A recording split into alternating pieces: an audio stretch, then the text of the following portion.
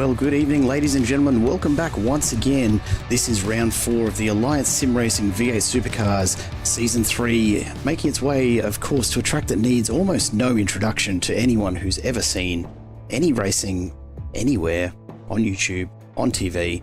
Surely, if you've ever watched any racing, you are at least familiar with the name Nürburgring. And that is, of course, where we find ourselves tonight as our drivers take these Gen 3 supercars around what is, if not for the corner technicality, at least for the length, the most difficult track in the world, I suspect, for any supercar driver to try and make their way around in one piece. Welcome, of course, to tonight's broadcast, brought to you by Simple Racing Broadcast. My name is Jared Cole, and I am joined in the booth this week by my esteemed commentary colleague, Josh Harris. Mr. Harris, welcome back to the booth again for round 4. Thank you so much, Jared, and so happy to be here. As you said, mate, one of the very best tracks in the world. If you ask just about any motorsport fan to name their top 3 tracks, this is probably going to be in there. 20 odd kilometres, approximately 170 corners to negotiate. Basically no runoff for the entire track. There are metal fences lining the entire track. You make a mistake here and you are absolutely categorically in the fence. Big, tough cars to get around this track, Jared. I'm really interested, I think would be the word that I would use, to see how these guys and girls go tonight. I think I'm actually really interested to see how on earth we manage a safety car around the Nürburgring. Because it's the sort of track that, as you say, there's not exactly runoff unless you count the wall stopping you as runoff, which is, I suppose, possible.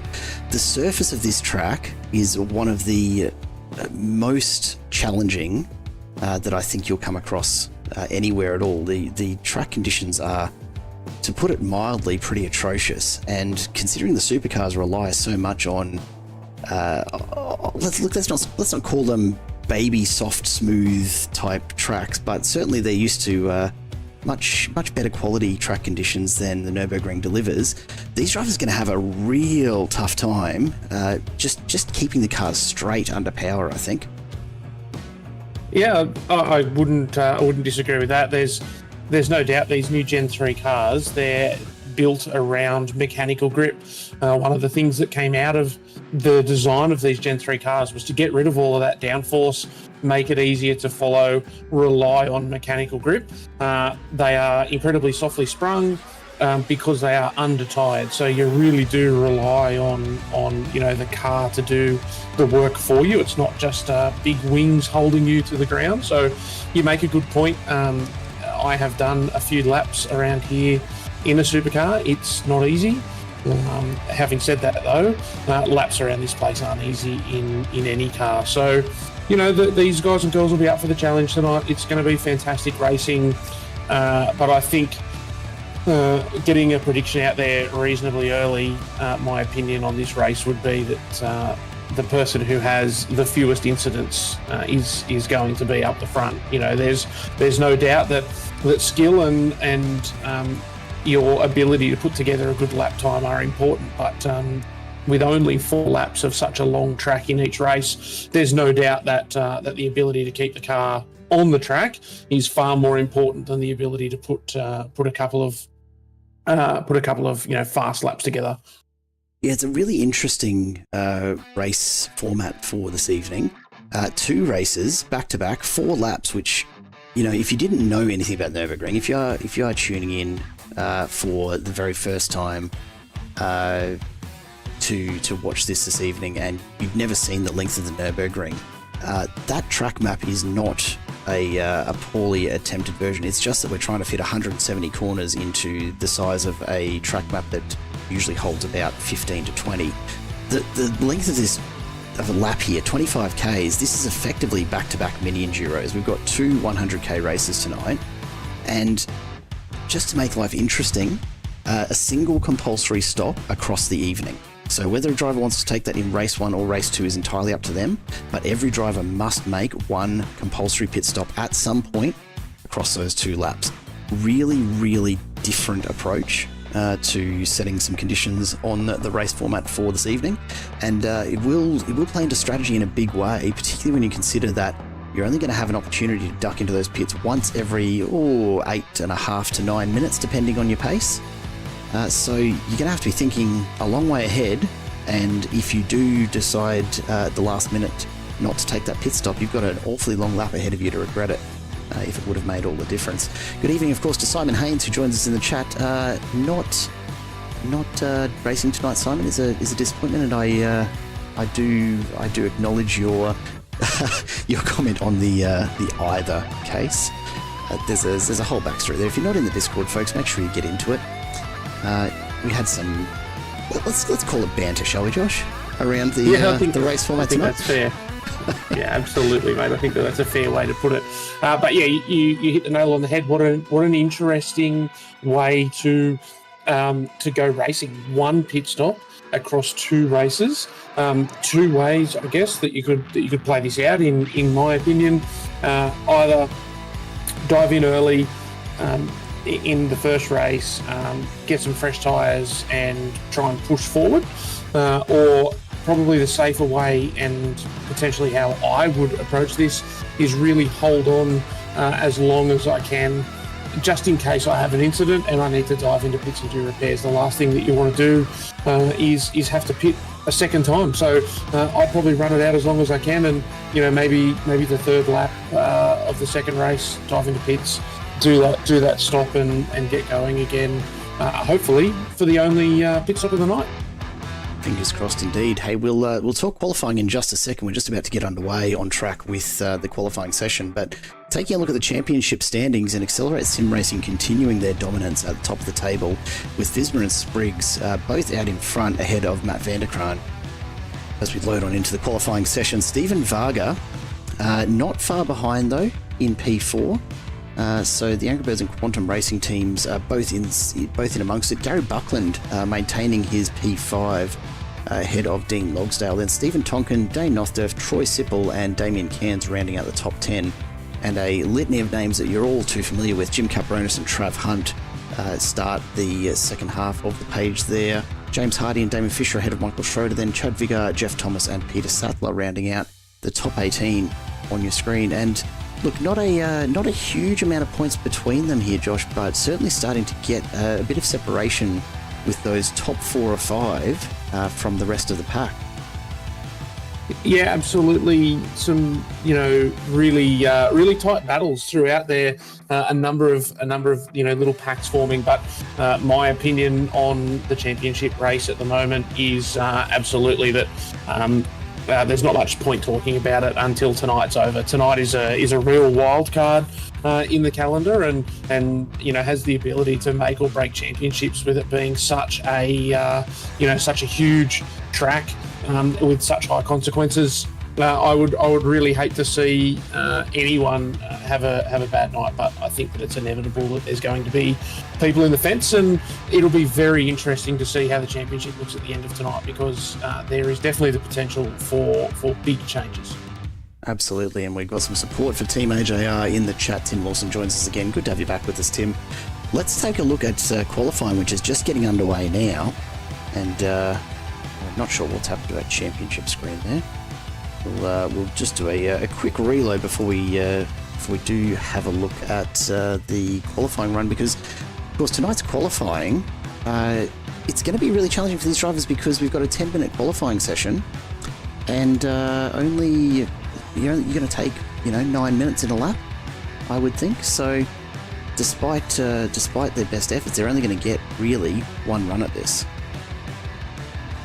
Yeah, absolutely. I had a feeling, and I could be wrong, Jared, but I had a feeling that tonight might have been snuck out to 15 minutes. I saw some commentary today in the Discord. Oh, you might be right, actually. I apologise. And the theory behind that is that if you have an incident before the 10-minute mark, you can absolutely reset your car and go again and still get a lap in. But at the end of the day, there will only be adequate time for each driver to set one flying lap. So whilst they have the ability to go back to pits and reset if they have an incident, at the end of the day, this is a pseudo one-lap dash. One flying lap, you set what you set, and that's where you line up. So unfortunately, if you make a mistake, and especially if you make a small mistake after that 10-minute mark, that's all over. It's all she wrote, and you've just got to live with what you're able to put down. Yeah, it's a big ask, isn't it? And it's a super long track. And look, I know certainly from my experience with the Nürburgring, nothing more painful than getting about 3/4 of the way through. And there's one corner in particular that I can see in my mind, and yet it catches me out every time. It's about 6 minutes deep into one of these laps, and almost always I find myself in the fence. You'd think I'd learn, wouldn't you?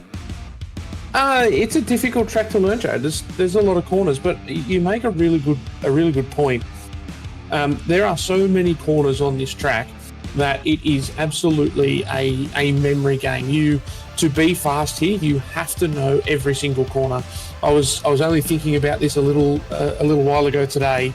If you don't know where this track goes and you lose a 1/10 of a second every corner, that's 17 seconds across the lap that you've huge, lost. Right? It is a huge deficit. So the people that know this track are just immediately at such a big advantage. Yeah, it makes a lot of difference. And look, it's not the sort of track that you can drive completely blind because of the nature of a lot of these corners. It's not like a standard racetrack, is it? It really is very much about reading each corner and then having an idea of a couple of corners in particular where you don't actually follow a standard, let's call it, racing line. You really have to take what would look like a very unusual line in order to set yourself up for the next couple of corners, and that can be really, really challenging. Yeah, absolutely. We're following Phil Marsh here on the TV, and he's actually coming up to a section of the track called Miss Hit Miss, and it's called that. It's a triple right-hander, and the best way to take it is to miss one apex, hit the second, and then miss the third. This is it here. So miss the first one, hit the second just there, and then miss the third before you head on into this really tight, right-left-hand combination. As you said, you have to be thinking corners in advance. There's a couple of corners in particular where you have to start braking before you can even see the corner. If you wait until you see the corner to get on the brakes, you are almost guaranteed to be crashing. So it's a big challenge for these race drivers tonight, and anyone who hasn't put the time into practicing is absolutely going to be found out. Now, in saying that, Tim Lawson, look, good point. You get an off track by missing a turn in by even a half metre here, and it's so easy to do as well. You find yourself bouncing off one of these curbs. They are unforgiving, even in a Gen3 supercar. They are really, really aggressive curbs through a lot of these corners, and they have a real potential to just basically slingshot you into a wall. There's no room for error here, and you're better off actually taking it a little bit slower rather than pushing on. Shane in the chat calling out Matt Vanderkraan does indeed fly around this track as we take a look at him on his way through. Not quite sure what's going on with his livery tonight, but we will get that sorted for him because it should be looking the part. There we go. The Angry Birds entry making his way through the carousel, and so far, look, it's hard to gauge when you don't have a top lap to compare to for about 8.5 minutes in here, but he's certainly putting in a decent effort. 6 minutes to this point of the track is not exactly slow. So it'll be interesting to see where everyone else is at around this same point. Rick Vigar as well, at around the same stage of his qualifying lap.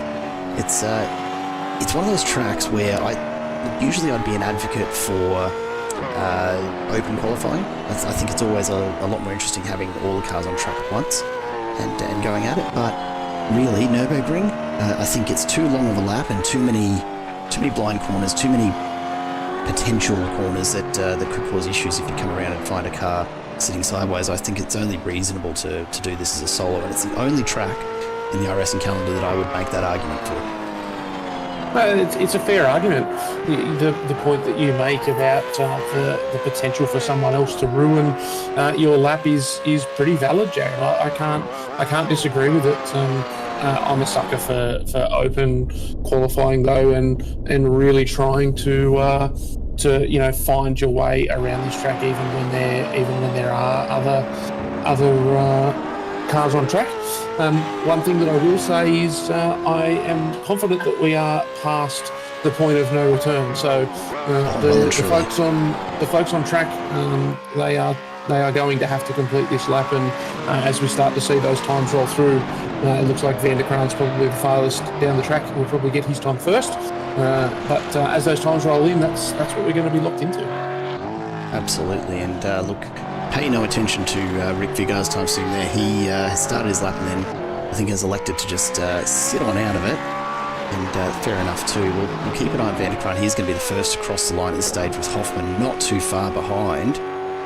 It is ordinarily a multi-class race around here, Tim, and certainly I've had more than my fair share of multi-class racing here, although not in Gen 3s, of course. I've quite enjoyed a couple of different classes around Nürburgring, but yeah, you run this with some of the class mixes that you get on iRacing, and particularly down this main straight. And I will tell you right now, Josh, I'm not going to try and even pronounce any of these corner names or straight names this evening. German is not something that my voice handles particularly well. A lot of phlegm to it, honestly. But it's a really, really tricky thing to be racing around this in a Toyota 86 and be overtaken by GTPs. It's terrifying. There we go. And how's that, Shane? If you've got any other betting tips, an 8:30.622 for Matt Van der Kraan, followed by an 8:41 for Andrew Hoffman. Jim Caperonis comes across the line with an 8:38. Anita Buckland making her way around as well. Jason Spriggs on his way. So the time's starting to roll in here as we get a bit of a feel for just how close all of these drivers are. It's just told me, actually, it's just reminded me here, Josh Harris, a little bit of a different view of the timing screen tonight. I don't think there's any other track where we have to actually widen the lap times to be able to see it properly. Yeah, I can't think of another one. You know, we talk about big long laps and we use races or tracks like Spa and Bathurst that, in the 2 minutes, an 8-minute lap is just something else. There is a definite skill to being able to do it, and I've got to be honest, an 8:30 for Matt Van der Kraan, 3.2 seconds out in front at the moment. That's a pretty solid lap, and whilst I would love to see some more fast guys, I can't see that being beaten tonight, to be honest. Yeah, it's a big ask. Even Scott Rankin was looking like he was on track there, but he's going to end up a few seconds back. And again, really a safe lap is probably your best bet at this point, to try and just get around cleanly as he turns in an 8:37.5 there for Rankin, so that bumps him up to fourth. Look, honestly, starting position tonight, not going to make a huge amount of difference. It's such a long lap, and it's such a technical course that it really makes no difference at all. Look, the only call out I'll make, Jared, is turn one is incredibly tight. And you probably want to be at one end of the field. It doesn't matter which end necessarily, but just be somewhere. I don't know that I want to be mid-pack. No, take me anywhere, either end of the pack, and I'm happy for this one. You do not want to be caught up in the middle at turn one, because it is, it's more than a little claustrophobic in the middle of all of that. As we watch Michael Hayes coming around now to try and set his time, we've got just about 3 minutes left, so not going to be any time for anyone to set any new lap times. And unfortunately, a big crash for Matt Stoyle by the look of it, so we may end up without a time for Matt, which is a real shame. As we see Michael Hayes crossing the line, and 8:56 there. So I'll tell you what, the spread of times that we're seeing tonight, significantly different to what we're probably used to. Really, in all of this. The 147 entry now, of course, of Dean Logsdale making his way around. He's got a little way to go yet. I'll call out the fact, Jared, that I made mention before that 1/10 of a second per corner is 17 seconds across the whole lap. to only be 3.2 seconds off over an 8.5 minute lap. If you condense that down, we're still talking about pretty tight gaps. The reality of this course is that gaps look artificially bigger than they are. 3.2 seconds over an 8.5 minute lap is still there's nothing in it. Yeah, exactly. And, we're used to seeing these fields separated by a couple of seconds across the top 10. You take a look at what we've got here, and it really is testament to just how long this track really is. It's absolutely huge, and I love every bit of it. I really do. The Nürburgring has to be one of my favourite tracks to drive. I don't know why so many people shy away from it. Just the sheer variety, I think, is what keeps me going.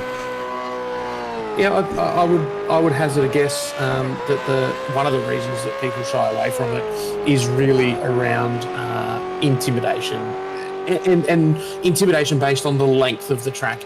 I certainly know for a long time I did not like this track at all. And then through through a requirement really, we had a race at this track in the league that I was in, so I had to learn it. And just through taking that time to learn it, I fell in love with it. And look, Bathurst is always going to hold an incredibly special spot in my heart, but this place really does fight for that favourite track spot, and puts a pretty compelling argument forward for why it would be your favourite. Yeah, I don't know what's so intimidating about 170 corners, honestly. Yeah, 170 corners with no runoff and very, very long toe times. Totally I can't work it out either. Totally fine. Dean Logsdale turns in an 8:40, so that puts him in at 8th, and he will be just about, I reckon, the last person to get across the line for a lap here. Steve Tonkin coming in behind as well. Vanderkran's not going to make it around, neither is Visma, to try and improve their times. But yeah, look, pretty close in around that 3rd, 4th, 5th spot in terms of the total times. Not very much in it at all, as we just wait for those qualifying results to come through. And let's go to the grid for race number 1 tonight. Only 4 laps here. Matt Vanderkran and Anthony Visma setting up at the front end of the pack, ahead of Jeff Thomas and Scott Rankin. Then Gary Buckland and Jason Spriggs ahead of Jim Capronis and Dean Logsdale. Steve Tonkin and Andrew Hoffman rounding out your top 10. Trav Hunt and Peter Baxter just behind them in row 6. Stephen Wagner and Damon Fisher behind them ahead of Peter Sattler and Michael Power. Damien Cairns and Rob Baxter alongside each other tonight, with Michael Hayes and Nick Heusler just sneaking into the top 20. Peter Latham and Scott Perrins ahead of Anita Buckland and Dave Baldock. Further back through the field, we have Phil Marsh and Craig Rose ahead of Jamie McKnight and Michael Schroeder. And then we're kind of into the point where times weren't set, and a lot of these guys just have landed wherever iRacing has decided to put them. So we've got Chad Viggar and Rick Viggar alongside each other, Troy Sipple and Reg James, Sean Van Meel and Matthew Stoyles, James Hardy and Daniel Sheriffs all the way back there ahead of John Van Ree and Luke Spurt, with Joseph Branshaw, the unlucky last driver, although who knows what he'll survive as a result. Our safety car drivers tonight, Tim Nicol and Nathan Allen. So we get gridded up here. The drivers just getting set to go. We've got a little time up our sleeve as we wait for them to make their way to the grid. But I tell you what, Josh, there's a couple of things I'm going to find difficult tonight. One is keeping track of all the action around the length of this. 2 is remembering not to call you Biggles tonight. Look, you're welcome to, mate. I think that would be. Look, I've been called worse things. Let's just leave it at that. But you're absolutely right about the action. Action aplenty coming our way. The guys have got just over a minute to get themselves set, get themselves gridded. I'm really interested to see whether anyone bails out of the mid pack and decides to start from pit lane. 4 laps here. The ultimate goal, in my opinion, is to get to the end without any detours through grass or via metal fences. One interesting point that we will need to keep our eye on, Jared. I listened into the driver's briefing momentarily And I can advise you that any driver that tows to pits for repairs, that does not count as a compulsory pit stop. So even more important to make sure that you don't go anywhere near a fence tonight, making sure that that you don't have to tow back to pits, because it would be a huge shame to tow back to pits only to have to tour the pit lane all over again. Absolutely, it would. Although, to be fair, in the scheme of an 8.5 minute lap, a pit stop really doesn't seem like very long at all tonight, does it? It doesn't, but the reality is that if you pit and the people that you're racing don't, they're 40, 45 seconds down the track. So I think that the strategy of using your pit is going to be really important as we start to get ready to grid, and I'll hand over to you, Joe. Lights come up, the driver's getting ready to leave the line. Van der Kraan and Visma away first. We are green here for 4 laps of the Nürburgring. So far so good, everyone getting spread out. We'll take this look at turn 1, because this is where all the action can happen as Jason Spriggs starts to drop back through the field immediately. And look, a fairly relaxed kind of entry into this. No one game to push too hard. Cold tyres and ruining your race at this point. I don't think I've ever seen an ASR driver stop on the track from traffic before tonight. That's a first. Yes, that's the only answer I've got for you. I think it's the first too. I'm going to call out the fact that what an amazing start. These guys and girls have really put an effort into making sure that they do their very best to get underway and give each other the respect that they deserve, which is fantastic to see. And look at this field, 39 cars tonight, all streaming down into that GP circuit hairpin. It's an amazing sight, and I can't wait to see them out on the old Nords, the Green Hell as it's called. What an exciting track to be at tonight. Is there anywhere better to race, let alone in a supercar? Yeah, look, there are some pretty nice tracks out there that I'd probably rather take the supercar around, honestly. But that's only because I'm scared of the things. Just no sense of adventure, mate. Yeah, look, that's fair enough. These things are, at the best of times, pretty twitchy to drive if you're not careful with them. Have a look at this lineup of cars. Just beautiful. We'll try and stick with this shot for a little longer as you get a feel for just how big this field is tonight. Everyone's showing up.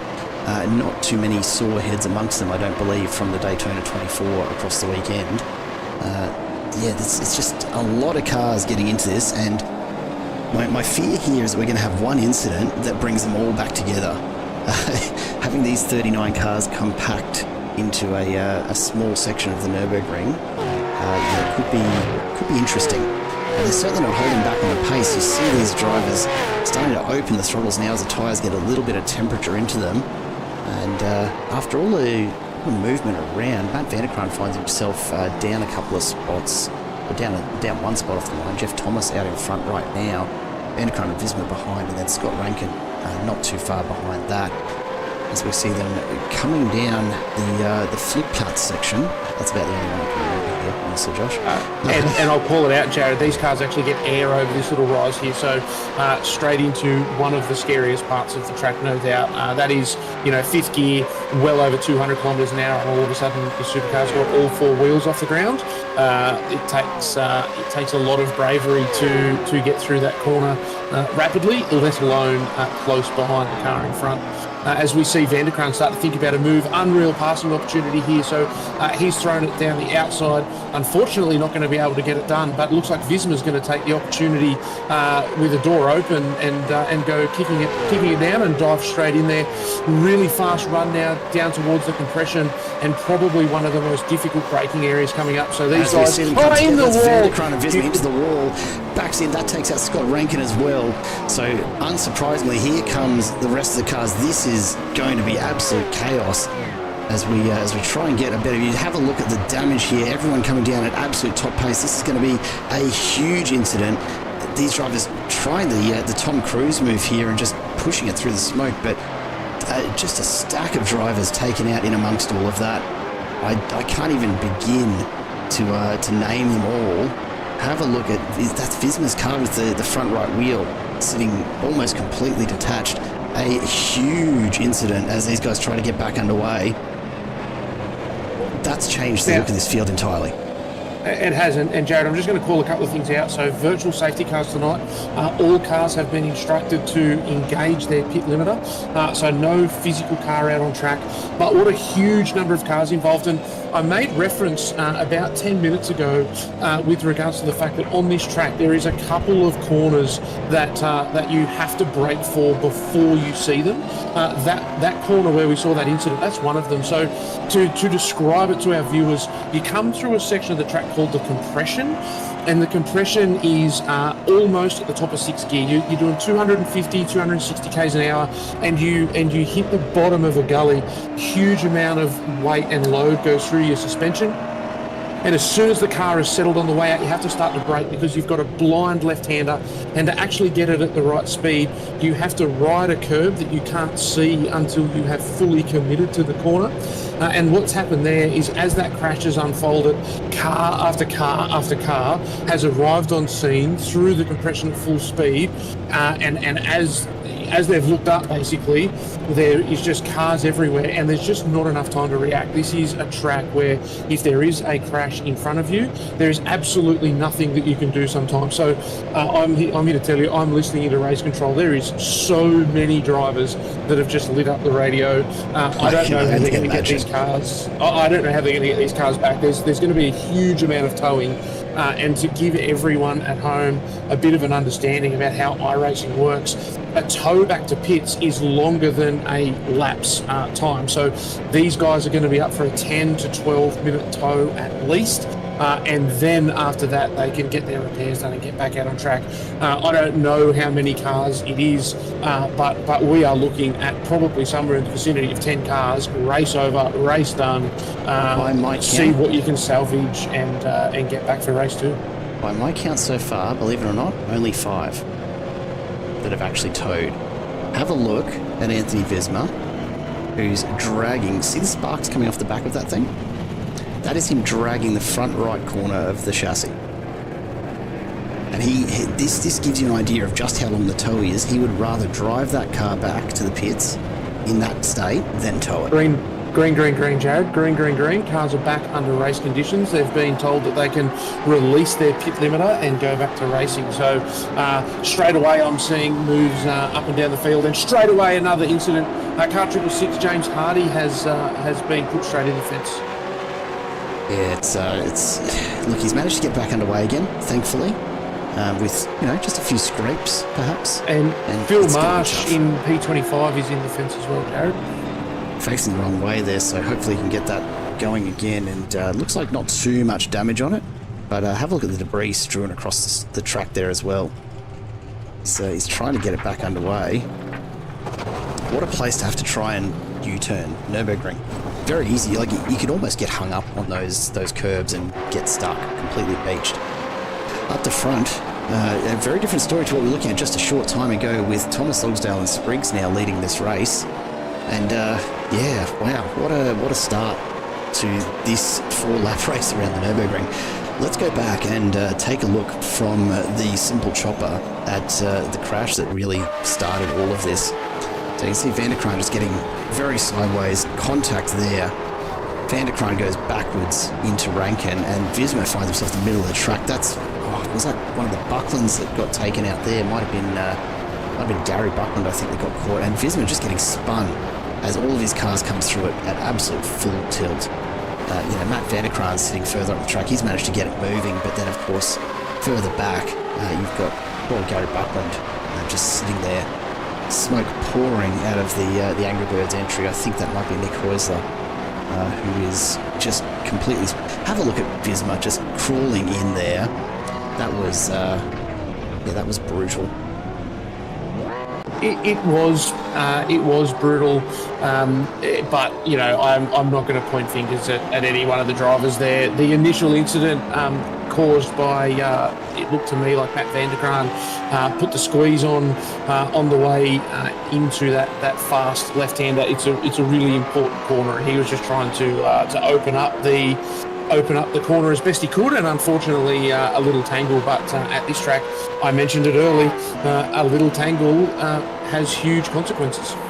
Absolutely does. We're watching Jeff Thomas right now, 6 almost 7 seconds of gap that he's put on. He is not hanging around for anybody. Being out in front certainly has its advantages. That's a massive gap to be getting ahead, and it maybe just lends a bit of weight to whether or not Dean Logsdale is super familiar with this track. He doesn't look to be holding too many people up. It's just that Thomas is clearly very, very familiar with the Nürburgring as they make their way through the mini carousel. I'm sure that's the translation. It may not be. And we head down the main straight for the first time. This is where these guys are going to be really just topping these cars out. We might go on board here with Logsdale just so we can get a view of just how fast they're going. Already 200k an hour, and they haven't even really made it onto the straight yet. Up through 240, 250, and we're starting to get into Conrod Straight territory very, very quickly. The amount of air pressure on the front of these cars that they're fighting through right now to be hitting 284, 285k an hour, getting very close to topping out the revs as well. And to sustain this sort of speed in these cars, the amount of fuel they're churning through as well is absolutely insane. And a very challenging part of the track now, Jared, as you saw down through that little dip, constantly turning the car and trying to get it all the way back down through the revs. Unfortunately, you get onto the straight and you think to yourself, wow, we've done it. We've made it through the Nord. We're home. But such a challenging couple of corners to finish off the lap. But a fantastic job, as you said. Jeff Thomas out in front with a huge margin. But some really interesting battles brewing up further behind that. A bit of conversation in the chat as to just how far ahead Jeff Thomas is, with some considering that Tim Locks is saying he may have jumped ahead a little under that safety car. Now whether it was still under safety car at the time or not, I'm not sure. It did look like he was still at the front of the pack, so I think he's just gotten the message and just gone for it straight away. You can see him just off in the distance as we look ahead from these shots. He's making his way through that extended hairpin just ahead here of Logsdale. But yeah, look, a lot of moves happening up and down the field. This is Stoyles now going side by side with Granshaw a little further back, and just everyone's starting to sort themselves out a bit. We're only on lap 2 here. We've got to call that out. Lap 2 of 4. Still a long way to go, about 70 odd Ks at this stage to go before the end of this race, and not a lot of passing opportunities through the main part of this lap. So really, if you're going to get it done, this is where you want to do it, on the Grand Prix section of this circuit. It's the only one that's really set up for, again, we'll call it normal racing passes. Yeah, absolutely. With respect to passing out on the actual Nordschleifer, I think is an absolute butchered attempt at pronouncing it, but out on the Nord, the passing really does require the respect of both drivers with regards to getting a pass done. As we saw on lap 1, if drivers don't work together and don't give each other enough room, chaos ensues, and those lead guys they head back out onto the Nord for another lap, and all the chaos begins again. Credit where credit's due. Anthony Visma has just arrived at pit lane. What an effort. Absolute stellar effort, and I'll be interested personally to see whether he gets out in front of the guys that have towed him. Oh, you'd have to think so. You'd have to think so, surely. We see, there we go, he's had his fast repair done, and so he's back out now, out of the pits right now and on track already, while people like David Fisher and Michael Schroeder still looking to actually even get into their pit box at this stage.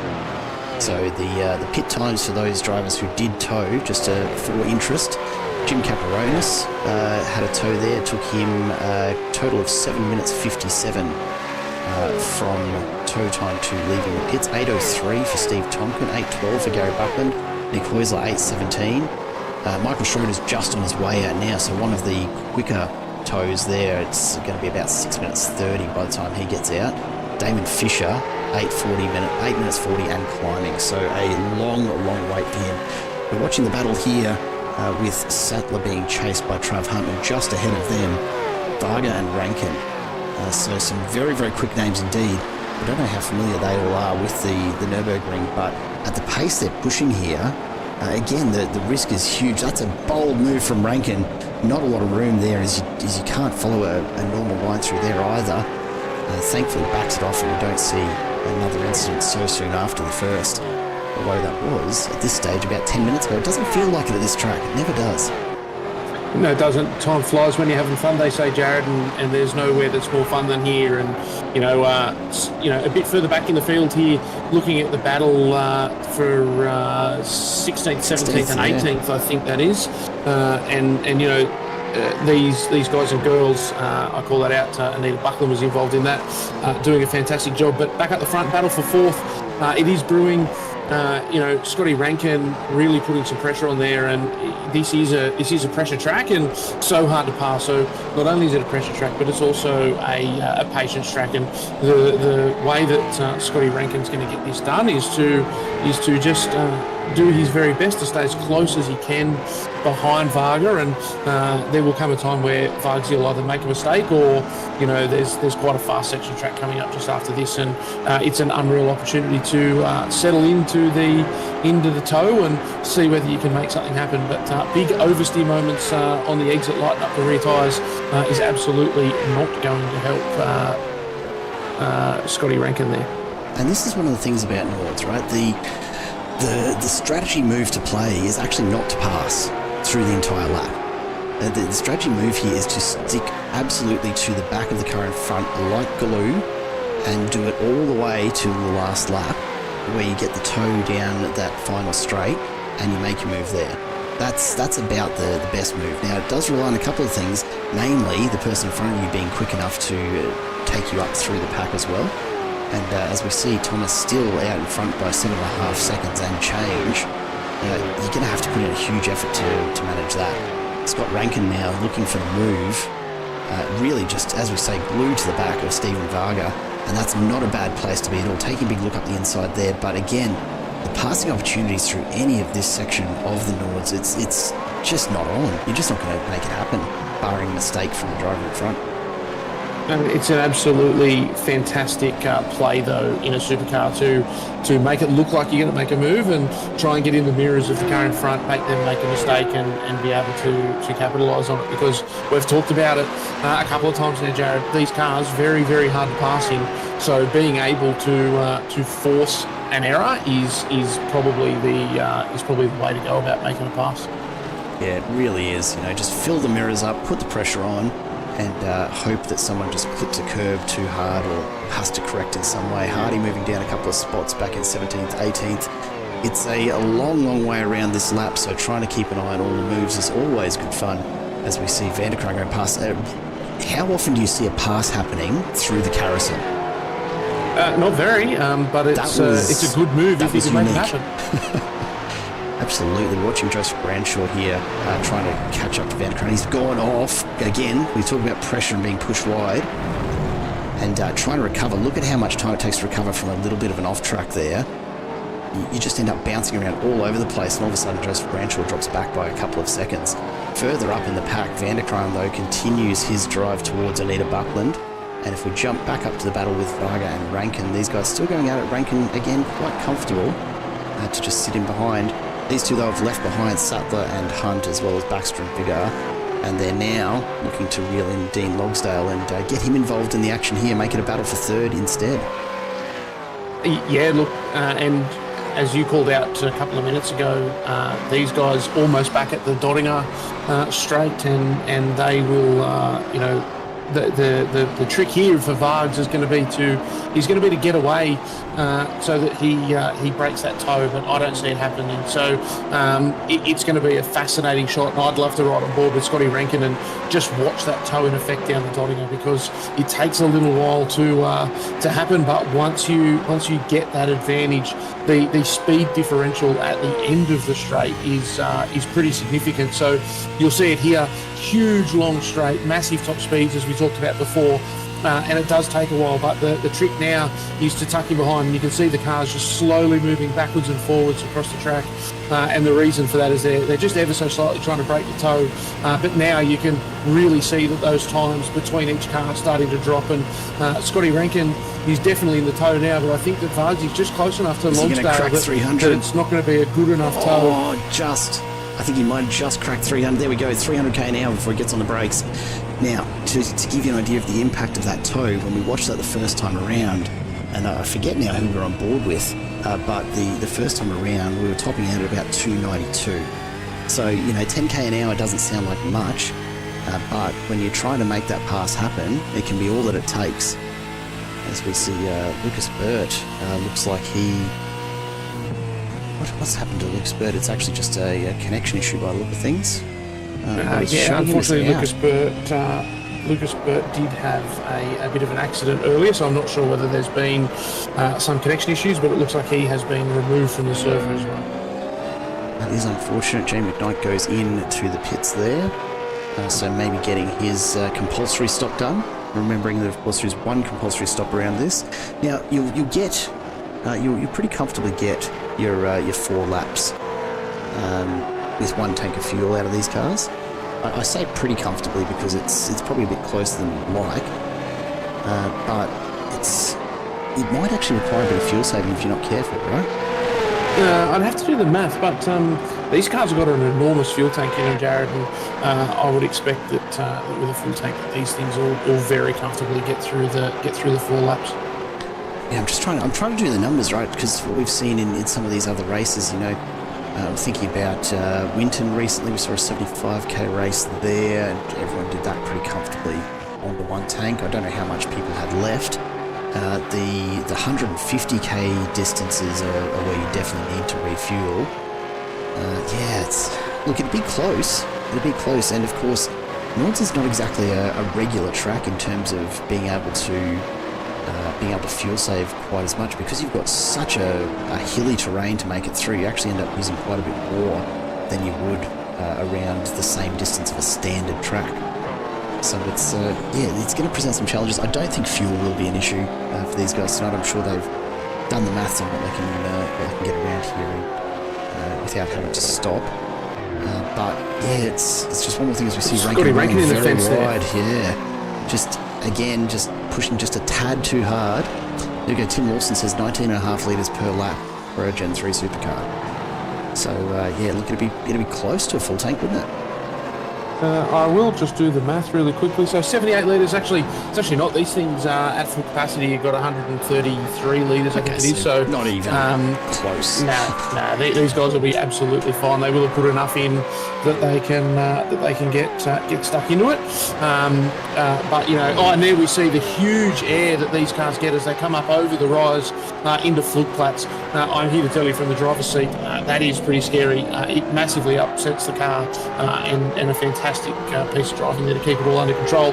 And a move now on the first section of the Nords, really scary place to do it, but Cairns and Sheriffs are absolutely into it and having a bit of fun. Because why wouldn't you? Oh, Yakmaster, anyone got the link to join this league? We will be speaking about applications for the next season towards the end of this season. And of course, we will announce that in some of the later broadcasts. This season, very much full already. They do restrict the numbers to make sure that we have a reasonable number on track. And of course, all of these drivers showing up each and every week unless life gets in the way. Here we go, going for air again. Oh, that's terrifying, honestly. Big moment there. Cairns goes wide as a result. Very lucky not to cause more damage. Look, whilst it might have been a bit of an audacious move and maybe a little bit cheeky, fantastic car control from both drivers to keep those cars out of the fence. Yeah, very easy to overreact here, and you just don't have the room to do that at all. No, you don't. But these guys will settle down now. Hopefully, they've all got a little bit of a bit of space between them, and the complications that we've talked about around passing out here on the Nord is what drives these desperate moves. I wouldn't be surprised to see, if you can imagine following a car for 9 or 10 minutes.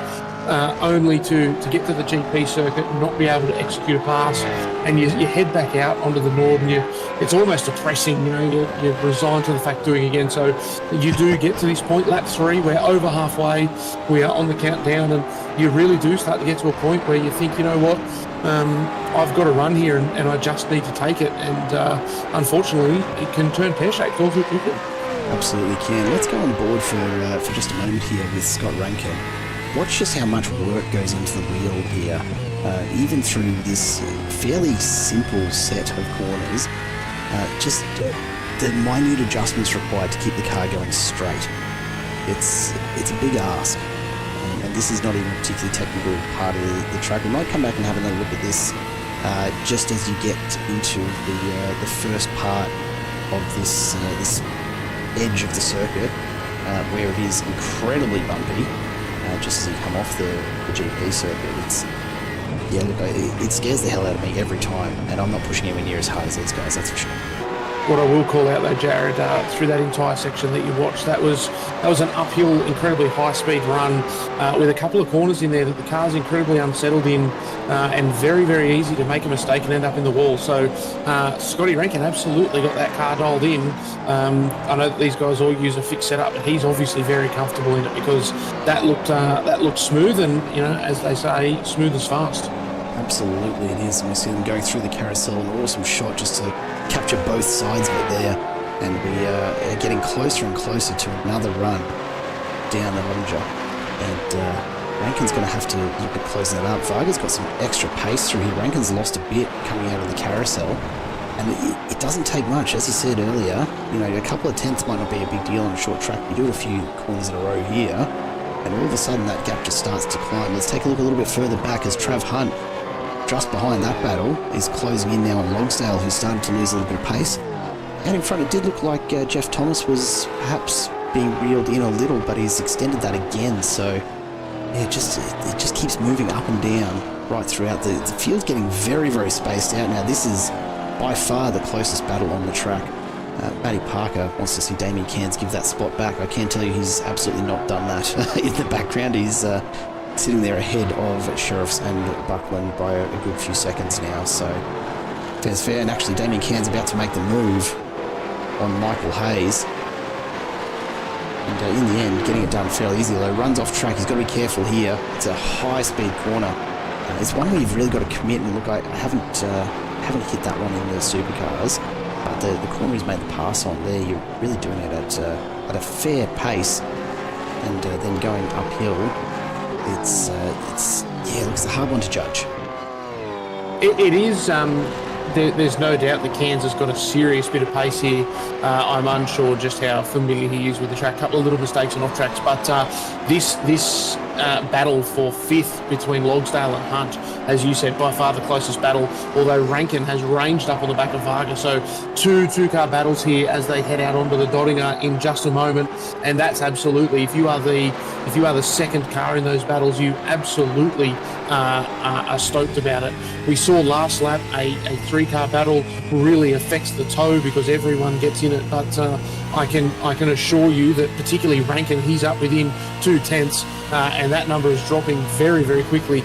He's going to be hard in the toe, and look for him to pull out right at the end of the Doddinger and just try and drive past, and you can just see there how much faster you are when you're in the toe. But of course, as soon as you pull out, the wind hits the front of the car and you do slow up. So still a really big move to make here to get it done, and you'll see Varg straight back in the toe, and he is not going to take this sitting down. He's going to be pushing hard to get through these final couple of corners and onto the GP circuit. And of course, if Vargsy can hang with Scotty Rankin throughout the rest of this lap, well, of course, the next time round, it is going to be all over, and he'll be looking to get back on the back of Rankin for the next lap. But all the way down towards the back end here, the battle for 23rd and 24th, these guys have closed right up, and another fantastic battle coming up over the jump. Another very, very difficult corner to take in any car, let alone a supercar.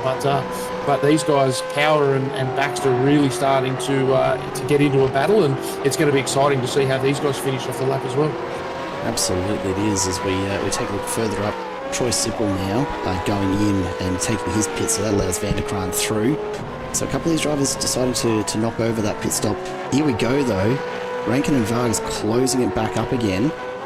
Now, Vargas got to be thinking strategy here. He wants to stay right on the tail of Scott Rankin for the next 20 odd kilometres before he gets another crack at that straight, and then he's got to really time the overtake to not allow Scott Rankin another shot at past him before they do hit the line for the last time. This is the final lap but we've got a long way to go on, and we are all of about a minute in.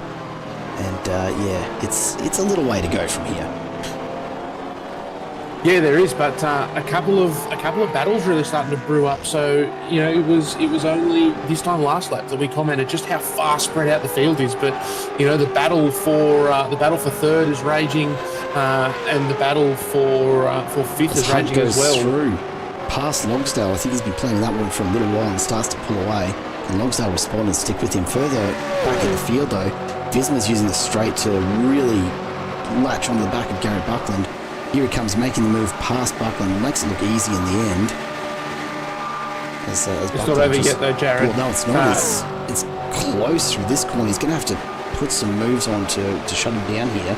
He's going to end up past Visma in the end, charging on through, and probably a good decision from Buckland, if only to preserve that car and keep it pointed the right way at this stage. Yeah, couldn't agree more. These guys buried down in the field. As we see Buckland diving into the pit, so he's going to take his medicine. He's already got a pretty average result this race, so might as well do a pit stop and have a clean run home in the next one. But as we move back up a little bit forward, Van Ree and James battling it out, but it looks like Van Ree just starting to stretch his legs, and possibly a pass made there a minute ago, and now it's time to get out of here. And although a bit of a mistake there is going to invite James straight back into the battle. Yeah, it doesn't take much here. Like any other track, you put the power down a little too early, lose that traction, and sure enough, away we go. Bragging rights indeed for Anita Buckland, who at the moment has Rick Biggar all over her tail, but finds herself a long way ahead of husband Gary, who is in the pits back in 28th right now. Yeah, look, that's not bad for her. Really mature driving there from Anita. Obviously knew that Rick Biggar was quicker and just sidestepped out of his way. No point fighting with someone that is significantly faster than you. That's just asking for trouble. So Anita's stepped out of the way there, 14th. She's got a 5.5 second gap to Van Ree. So hopefully she can keep her head down and not lose any more positions. Yeah, absolutely. As we see Latham getting moved on Dave Baldock as well. Just sneaking it in before they leave that section. Actually, let's go on board here and just have a look at how much these cars bounce around. There's a really nasty little bounce just after this corner here. So off the brake, there it is. If you're on the brakes as you go over that, you're into that wall, no question. This entire part of the track, very, very bumpy and bouncy at the best of times. We're in supercars where you're encouraged to throw them over the curbs, and it really does throw these cars around. Absolutely, Matty Parker, Anita has always been quicker than Gary. That's what I hear, but I'm not getting involved in that one. Look, we talked about it last week. We're pretty sure that Gary fiddles with Anita's rig so that she doesn't watch the wheel. Get to beat him. But as we see there, all four wheels off the ground and into a very fast corner straight away. So there's a real skill in getting the car settled again and being able to get on the brakes. But all the way back down to 31st and 32nd. Once again, these guys proving that they will battle for sheep stations no matter where they are in the field. I love to see it, Jared. Absolutely, and Craig Rose just recovering from an earlier incident by the look of things. We'll go back and take a quick look at that one and just see how much impact it had. This is, of course, the heavy braking down into turn one and massive lock-up on that inside front. And that sees him off into the sand. So a bit of recovery, a bit of time to let that cool down. A really tough sand trap to recover from as well, given the line that you've got to take out of it. Yeah, and one fried front tyre there. So that thing's going to look a bit like a 50-cent piece, and that's going to present challenges for the rest of this lap. But hopefully that's something we can manage and get it home. We are on the very last lap, and what an interesting circuit, Jared. You look back at the leaderboard now, and once again everybody's spread out. So as everybody's been able to bunch up and get some passes done. Oh no! Into the wall. Just come off track, smacked the wall. So easy to take a look do. At this. Just runs it wide, gets there you go, clips the curb, and that's enough to put it sideways into the wall. And here comes Anita Buckland, straight past him. For just a moment. She'll take that position back. Thank you very much. Absolutely. That is a curb, Jared, that in cars like a GT3, you absolutely use to stop the slide of the car. So as you come out of that corner and you're hard on the throttle, the car will get a bit of a slide on. And in something like a GT3, you can very deliberately run it into that curb and almost catch the slide on the curb. But obviously supercars are very different cars to what people typically drive around this track. And, something like that, it's so easy to unsettle these cars, and as soon as they're unsettled, they just burst into wheel spin.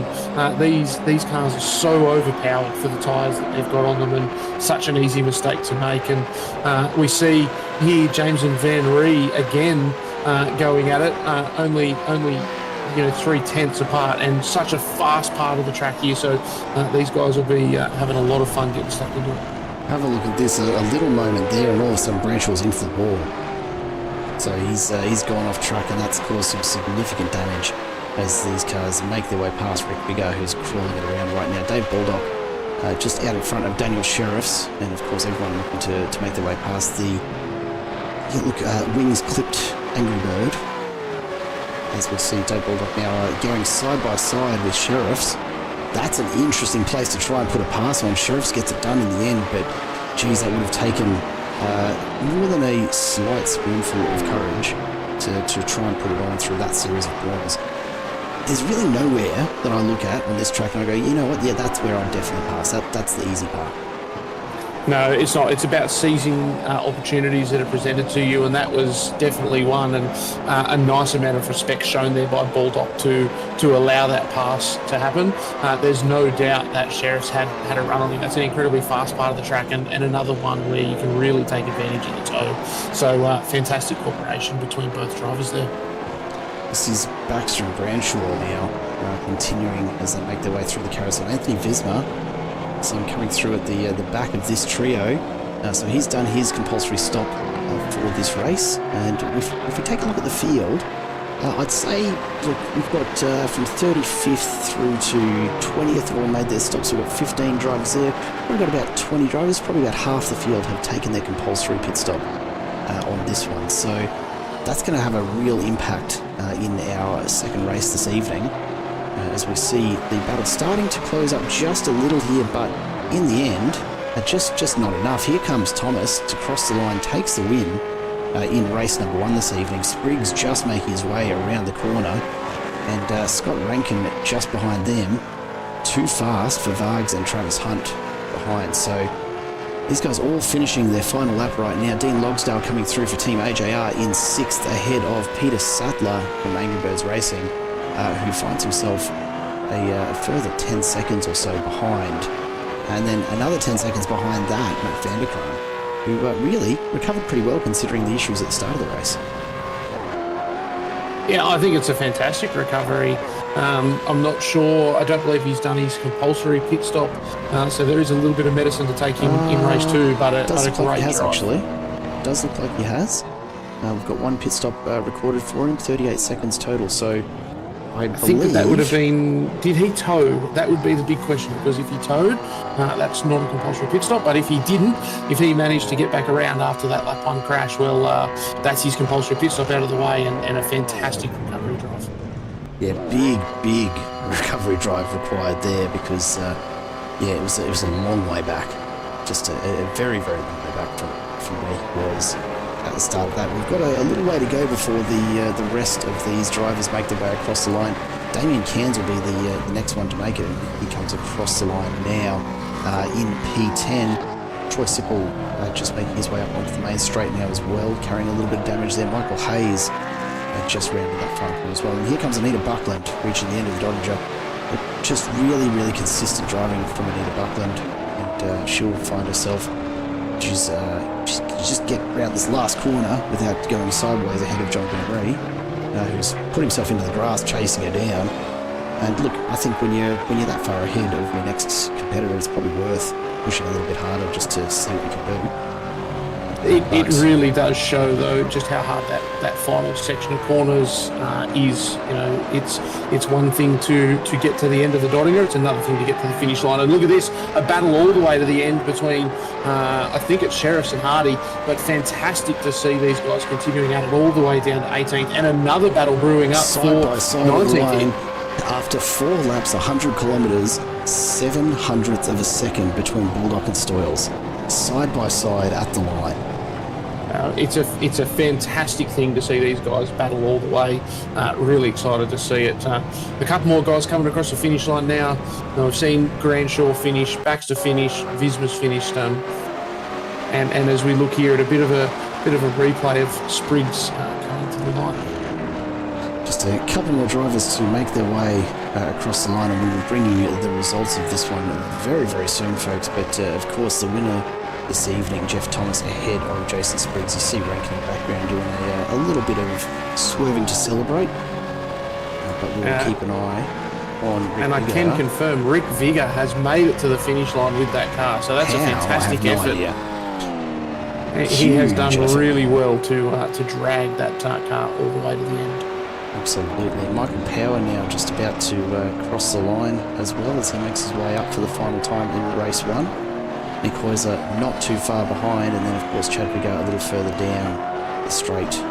It's a lot of separation here, of course, and it's not surprising to see. As I said earlier, just a tenth a corner adds up to so much time, and so to have all of these drivers crossing the line so close together at the end of this race really shows how tightly packed the entire field actually was throughout. Michael Schroeder making his way up now, and we're waiting on Jamie McKnight, Phil Marsh, Craig Rose and Andrew Hoffman behind him. So not too far at all to go. Here comes Jamie McKnight, full pace as he brings it on home for race number 1. These guys, of course, all having done their compulsory pit stop, so well sorted for a showing in the next race. And I don't know about you, Josh Harris, but I'm interested to see if we can make it through the first lap intact. I have some doubts, I'll be honest. I think that there's going to be a little bit of caution shown. We saw what happens if you don't respect the cars around you at the start of this race, and I don't think that people are going to want to go through that all again. So hopefully we manage to get through all of the shenanigans, and we just see everybody settle into a rhythm, because it would be a real shame, particularly for some of those guys down the back that had this race massively impacted. It would be a huge shame to see, you know, a second race impacted. Yeah, absolutely would. As we wait for Craig Rose to make his way to the line, Phil Marsh just a little further up the road from him now, crossing the line at the moment.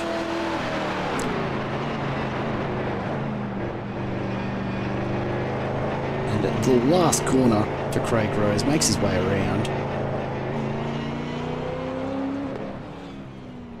and comes into the pit. That's an interesting choice. I wonder if he's thinking about that being his compulsory pit. I would imagine that won't count somehow. Just as a bit of a guess. No, that won't count, because there's the end of the race. So he'll actually cross the finish line before he makes it to his pit bay, and that'll see the race officially declared as completed. So there we go. The results from race number 1. Jeff Thomas taking out top spot for JWM, 181 points to his name there. Jason Spriggs and Scott Rankin ahead of Stephen Barger. Then Travis Hunt, Dean Logsdale, Peter Sattler, Matt Vanderkraan, Peter Baxter and Damien Cairns rounding out the top 10. Then we look further back, Troy Sipple and Michael Hayes ahead of Anita Buckland, John Venry, Peter Latham and Brent James. Daniel Sheriffs and James Hardy rounding that out for us there. As we take a look, wait for it to come back up for us here. Dave Baldock in 19th ahead of Matthew Stoyles and Anthony Visma, Rob Baxter, Joseph Branshaw and Jim Caparonis. Steve Tonkin ahead of Gary Buckland with Rick Vigor and Michael Power not too much further behind there. Nick Heuser and Chad Vigor, Michael Schroeder and Jamie McKnight in 31st and 32nd. And the last drivers to finish on the lead lap, Phil Marsh and Craig Rose. So picking up some good points there. All in all, a pretty full-on first race for only 4 laps, after all. It's a big ask. It is a big ask in these cars. So much action, such an exciting place, a track where you can really have strengths and weaknesses and fight a battle over the entire length of the track. I think that if that's the warm up, then the next one is just going to be so fantastic. Yeah, absolutely. And a lot of these drivers still do have to make their compulsory pit stop. So, look, it'll be an interesting one to try and keep track of. I have no idea how race control are going to try and keep track of that for this second round. I'm so glad that's not us. Yep, I do not have pen and paper here, so I have not kept track of it, and I am going to rely on you and some of our YouTube viewers to help me out in the second race. I'm so happy that that's now on me. Look, you don't have anything else to do, right? No, it's totally fine. It's totally fine. Look, we'll take a quick look at the impact to the championship standings while these guys get through their small warm-up session between races. So, based on the results so far tonight, Anthony Visma looking set to lose his top spot if everything continues on track. Obviously, the way to go. A few moves on the cards already. Jeff Thomas and Peter Sattler looking set to jump up a little further. This is, of course, all provisional points ahead of any drop rounds, etc. So it doesn't account for, obviously, race 2 tonight, and certainly doesn't account for the drop rounds that'll be calculated afterwards. But based purely on standings before this race, not actually a lot of movement in amongst the field. So a lot of the drivers probably pretty happy to see that will stay relatively consistent for the moment. As I said, all very provisional, still a drop round to come. Yeah, absolutely. And we saw there Jeff Thomas has gone up 4 positions provisionally based on his results. So, I called it out at the start of the broadcast, Jared. The opportunity tonight for some real, I guess, out of the blue results based on crashes and other things happening throughout the field. So a fantastic result there for Jeff, and what an exciting prospect for him. No reverse grid tonight, so he gets to start off the front. I have no doubt that he will be practicing his starts, and his ultimate goal is to get to not only turn 1 first, but I think to get out onto the Nords first and just settle into a rhythm and just try and lead this whole race from the front.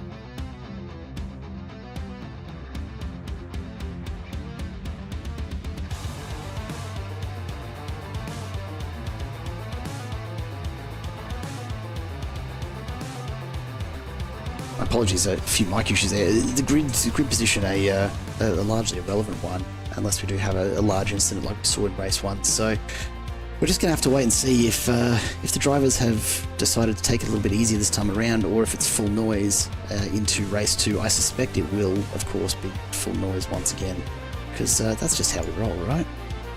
We can live in hope, Jared, but I am yet to meet a race driver that learns from their lesson. So it's a big ask, isn't it? I like to say that I think that they'll settle into a rhythm and try and show a bit more respect, but the realist in me probably says that you'll get some red mist descend on lap 1, and I just hope that if carnage does erupt, that it is less severe than what we saw in the first race, because I think that all of the drivers would agree that the biggest shame in that whole scenario was where it happened just didn't leave other drivers the opportunity to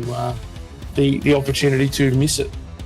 Yeah, not a lot could have done as a race driver there. It's just part and parcel of Nords, honestly. It really is. So we take a very quick look at the grid here for race number 2. Jeff Thomas and Jason Spriggs will be out in front ahead of Rankin and Barger, Trav Hunt, Dean Logsdale, then Peter Sattler, Matt Vanderkraan, Peter Baxter and Damien Cairns. We will go down to the grid because all of these drivers will be very, very keen, I'm sure, to get underway as soon as they possibly can. So we go down to our starting grid. Actually, most of these drivers just probably still stretching out after the first run. It's funny, like it's not a longer race than what these guys are ordinarily doing, but it certainly feels it just because you don't have an opportunity to get into such a rhythm around Nords, right? It's constantly keeping you on your toes and you have to be switched on at all times. You do. I don't think that the Nords is any more physically taxing than any other racetrack that we go to. 100 Ks in a supercar is within reason. 100 Ks in a supercar. We do have to remember that we are in simulators, not the real thing. So we don't have those body stresses on us that real cars have. However, the Nords is equally as tough as Bathurst, in my opinion, mentally. So two tracks, two of my favourite tracks that absolutely require your 100% attention for the entire time. And that is purely due to the consequences. There is no opportunity to sit back and have a think here, except for possibly the Dottinger Straight. But even then, if you are trying to utilise the toe, you are so focused on how to get the maximum out of that toe and at what point exactly do you pull out from the toe and all of those things. It's a minimal rest at best, but such a mentally taxing track, and especially in cars like these that are mentally taxing cars to drive. So easy to lock a brake. We saw so many cars lock a brake throughout that last race, or run wide on a corner, or miss an apex. So these guys and girls deserve all the credit that comes their way for being able to race 100 Ks at a track like this so successfully. As we do count down now, a bit over 30 seconds until the start with the last couple of cars to grid. Jared, I'll let you have your final thoughts. Look, I think that's where it's all at is lap one here in race number 2. We'll be watching carefully as they get into turn 1. Really, what we saw the first time around was exactly what we were hoping for in terms of a calm and organised start. I don't know that we'll see the same again here as some of these drivers battle to make up for what was probably, for a lot of them, a fairly disappointing race number 1. We'll wait for the last few drivers to get onto the grid here. Looks like we may have a few that are starting from the pits, but it remains to be seen. We get ready to go. We're under starters orders. The lights come up. A few pit starters here. We wait for the flag to drop, and we are underway again. Thomas and Spriggs off the line very cleanly, and a few cars a little slow off the line back there. It looks like Tonkin's actually been caught up a bit and has dropped a few places. A lot of movement as everyone gets themselves sorted out into turn 1. But we wait for this field to make it through. Big lock-up on the inside there. Thankfully, no one coming together. A couple of cars being forced very, very wide, though. We're going 2-3 wide through the first 2 turns. The pace is very, very slow. But, of course, no one wants to wipe out so close to home. And I'll have to tow all the way back from here as we make our way down through the fast GP section. These drivers will be getting ready to take on the mental challenges. We're speaking about Josh Harris of getting through the gorgeous German countryside that lies ahead. Yeah, and unfortunately it looks like Jamie McKnight has ran into a bit of troubles at turn 2, so not quite as clean of a start through the GP section as one of the Quantum cars runs wide there. Hardy, by the look of it, has made a bit of a meal of the GP hairpin, but he's back underway now, which is fantastic to see, and these cars really starting to head out towards the Nords, and for all of the fun that the GP circuit is, and trying to make up a couple of spots pretty quickly off the grid, it's going to very, very quickly for these guys turn into a battle of head down, bum up, get through these next couple of laps. I wouldn't be surprised, Jared, to see a number of these cars simply looking to make it to the end of the first lap, dive into the pits, get that CPS done, and run for home. Honestly, surviving the Nords is not exactly something to sneeze at. It's a really, really tough one to get around cleanly at the best of times, and to do so in such a full pack of so many very fast drivers that are all pushing for position. Have a look at the pace they're already up to. They're not wasting any time in getting underway here. Keep your eyes at the front end of the pack. Hopefully, these guys are making it through cleanly this time around. What we don't want to see is everyone coming together on lap 1 again. A bit of battle further back. Anthony Visma is all over the back end of Troy Sipple here and looking for a way past. But again, early days, boys. Settle in. can I just call out Anthony Visma up 10 spots on the GP circuit. So he has had an absolutely fantastic start, and he is in a hurry. So he's going to be one to watch over this race. We can see already here moves being made in all sorts of parts of the track that we wouldn't normally expect to see them. He's a man on a mission, and he has a point to prove after race one. Worth calling out when we're talking about the big moves off the line and the winners from that start. Gary Buckland up 11 spots as well. Chad Viggar up 12. Gary Buckland now up 12 as he goes past Matthew Stoyles, who's run a little wide and has lost a little pace. Have a look at this pack. They're making their way down. This is the battle for 12th with Dean Logsdale out in front, but what a high-speed section to be going side by side through. There's not a lot of room there, and it's really the last of the open corners before we get into the tight and twisty sections that the Nords offers. Taking a look up front, Stephen Varga and Trav Hunt very close together, and this is where we saw the issues the first time around. So far so good, everyone keeping it fairly clean, a little bit more space, a little bit more care taken. Matt Vanderkraan making it past Trav Hunt in the corner there, late dive and a very, very brave move, but this is why he is so quick around every track he goes to.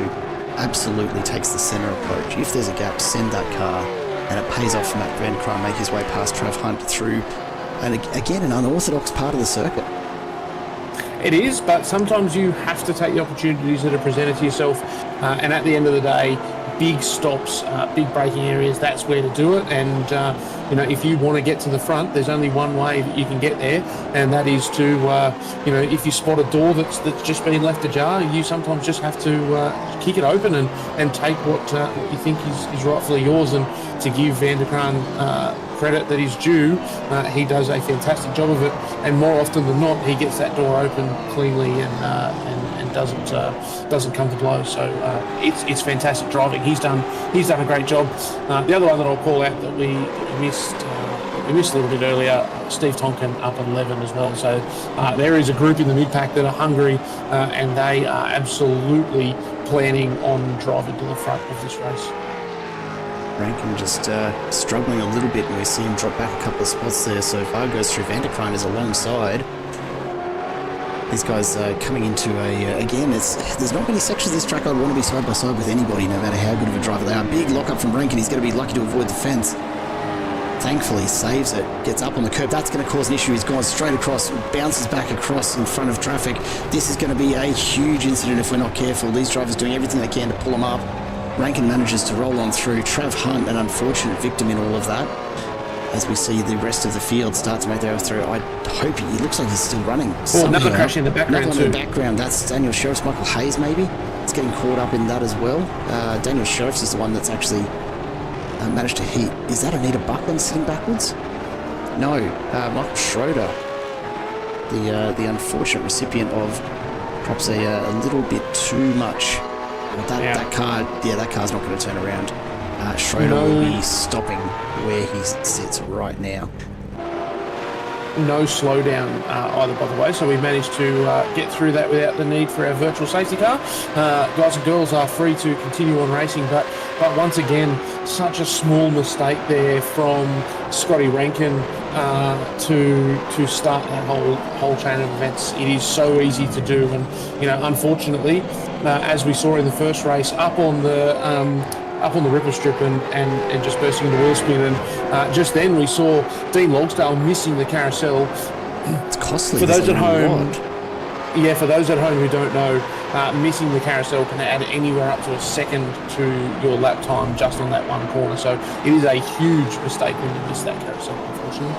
And it really does throw all of the debris straight out from that carousel up onto that top section. So if you don't get down into that groove, you are fighting with traction the whole way around.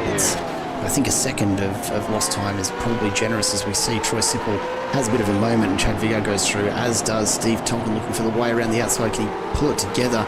A moment for Jim Caparonis in the background, manages to get it back under control. As always, the Nords turning it on for us. And as we saw there, Jim Caparonis was thinking about going down the inside, but Troy Sipple just slammed that door closed, and a couple of good evasive moves there from Caparonis. So he has done well to keep his car on track. Not too far further back, we're watching the battle for 21st here. Matthew Stoyles leading the pack of Hoffman, McKnight and Hayes. And again, these guys just settling into a bit of a rhythm. We're only on lap 1, but plenty going on. We have to jump back up front though. Steven Varga now getting into it with Matt Vanderkraan. Vanderkraan's all over the back of him in this battle for third, and looking for a way past. He's going to have to really try something different if he does want to make a move at this stage, but Vanderkraan, being the smart driver he is, he's going to just tuck in here, and he'll sit right on the tail of Steven Varga as they make their way down the straight for the first time. And let's see if we can just go on board. We'll take a look from Matt Vanderkraan's car in behind Steven Varga now. So he just got on the brakes a little bit earlier there, got the nose into where it needed to be, and hoped to get back on the loud pedal as fast as he possibly can, straight into the toe, and both Spriggs in second and Vanderkraan in fourth, absolutely trying to use the toe to their effect. You can see already the momentum that he's got and the speed that he's gaining. He's pulled out pretty early there. We'll see if it works. It's going to be a big run down through the final section of corners, and such a fast part of the track to battle. So these guys absolutely going at it, and it's great to see. We love to see these cars battle hard. Fantastic pass there by Matt Vanderkraan. Really showed his authority and made that pass stick nice and early. So that's a fantastic piece of driving, and his goal now is to get back out onto the Nords still in front. As we get back underway, keep an eye in the background though. The battle rages on. Caperonis, Super and Vigar just trading places all over the place. I don't know if Vigar's run a bit wide there and has brought them back into it, but they've closed it right back up to a little group of 3 again, and it just keeps happening, doesn't it? Everywhere we look, there's changes in position, particularly as run down the straight here. Jamie McKnight now out in front of Hoffman and Stoyle, so he's made the move up along the Doddinger Straight. It just keeps going right throughout. Scott Rankin into the pits making his stop. Chad Vigar into the pits as well making his. So again, I can't recall who made stops in that first race. I probably should have been writing them down, but look, that'll be the lesson learned for me tonight as I try to improve my commentary vision here at the Nords. Look, unfortunately, we probably both missed that one in the first race, but I think that the important thing to note, obviously, certainly Thomas and Spriggs didn't make a pit in the first race. Vanderkraan appears to be in the box seat, provided that he can continue lapping at the pace that he is. I'm interested to see whether Varga can go with him. I personally can't remember whether Varga pitted, but if he did, we appear to have a pretty unreal battle for the first couple of positions. Absolutely, and it's really where strategy comes into play here at the Nords. And we said this earlier, Varga might, and it's not in their nature to sit behind someone intentionally and not make a pass when it's on offer, right? But the Nords is one of those places where you really have to play the strategy game. It might actually benefit Varga from both a fuel saving and effort perspective to just tuck in behind Vanderkraan and ride with him all the way to the end. Take advantage of that last run down straight to get yourself back in front. It takes so much mental discipline to play that sort of game here, though, to be able to sit behind someone for what is effectively, 2.5 laps at 8.5 minutes a lap. You're basically saying, okay, I am not going to overtake no matter what presents itself here. My goal is to stick to the back of the driver in front for around about 25 minutes. That's a big ask. And I think that it depends on whether you think you're being held up or not. If you think you're being held up and you think that you can stretch your legs throughout the Nord, you absolutely get the pass done early and try and break the toe before you get to the Doddinger. But if not, maybe you just stick behind and see what presents itself on the last lap. But all the way back now, focusing here on Jamie McKnight. Big moment, and he saves that with just a touch on the wall. That is a fantastic piece of car control, and disappointing to see him touch the fence, but what an unreal save from what originally looked like it was going to be a monumental accident. To get out of that with hardly a scratch on the side is fantastic. I'll be interested to see whether he's got any rear suspension damage, but for now he has pushed on, and how exciting for him to be able to recover that and not even lose a position.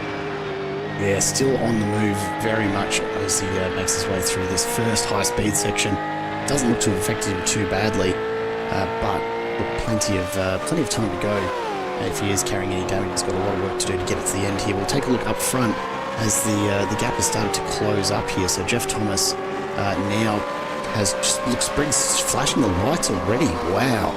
So Spriggs obviously feeling like he's much quicker and should be given a bit of space to come through here. That's pretty game this early on.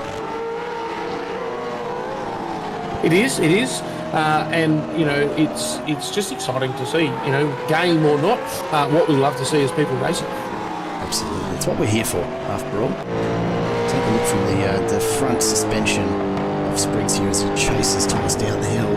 He's got to keep an eye on Vanderkruijm behind him though, because they are starting to bunch up here. This top three separated by only about a second altogether. And you can see there, Vanderkruijm now starting to put the pressure on Spriggs. So Thomas gets a better run through that small hairpin, and that's giving him just enough to pull away and take a moment to breathe, while Spriggs has to watch the mirrors. Again, this is a really tricky corner here. This right-hand uphill, you really can't see the curb on the outside. Vanderkruijm gets it a little bit wrong, goes sideways, manages to save it and keep it on track, but that's going to cost him some time. We come down again. We've got to jump on the brakes, downhill section, change of elevation, unstable surface, and really, really hard not to lock the brake up here. These guys doing an exceptional job. We've seen very, very little evidence of any brake lock-up so far, and that in itself is pretty bloody impressive in a Gen 3 supercar anywhere, much less at Nords. Yes, it is, and so some really good racing there through probably one of the most important corners on the track. This straight. They call it a straight. There's plenty of corners on it, just like everything on the Nord. But this is one of the key parts of the track, and really is. Whilst it's intimidating to do it, it's a fantastic passing opportunity. Just like we see here, Gary Buckland putting the move on. So that's what can happen. You get that tight corner before this run right. You will get a better run up the hill, and you get into the slip, and you can make a pass. It takes a lot of authority, but you can make it happen. So this is one of the more important parts of this track. Travis Hunt has crashed. Yeah, look, that's it's going to happen as these guys push hard.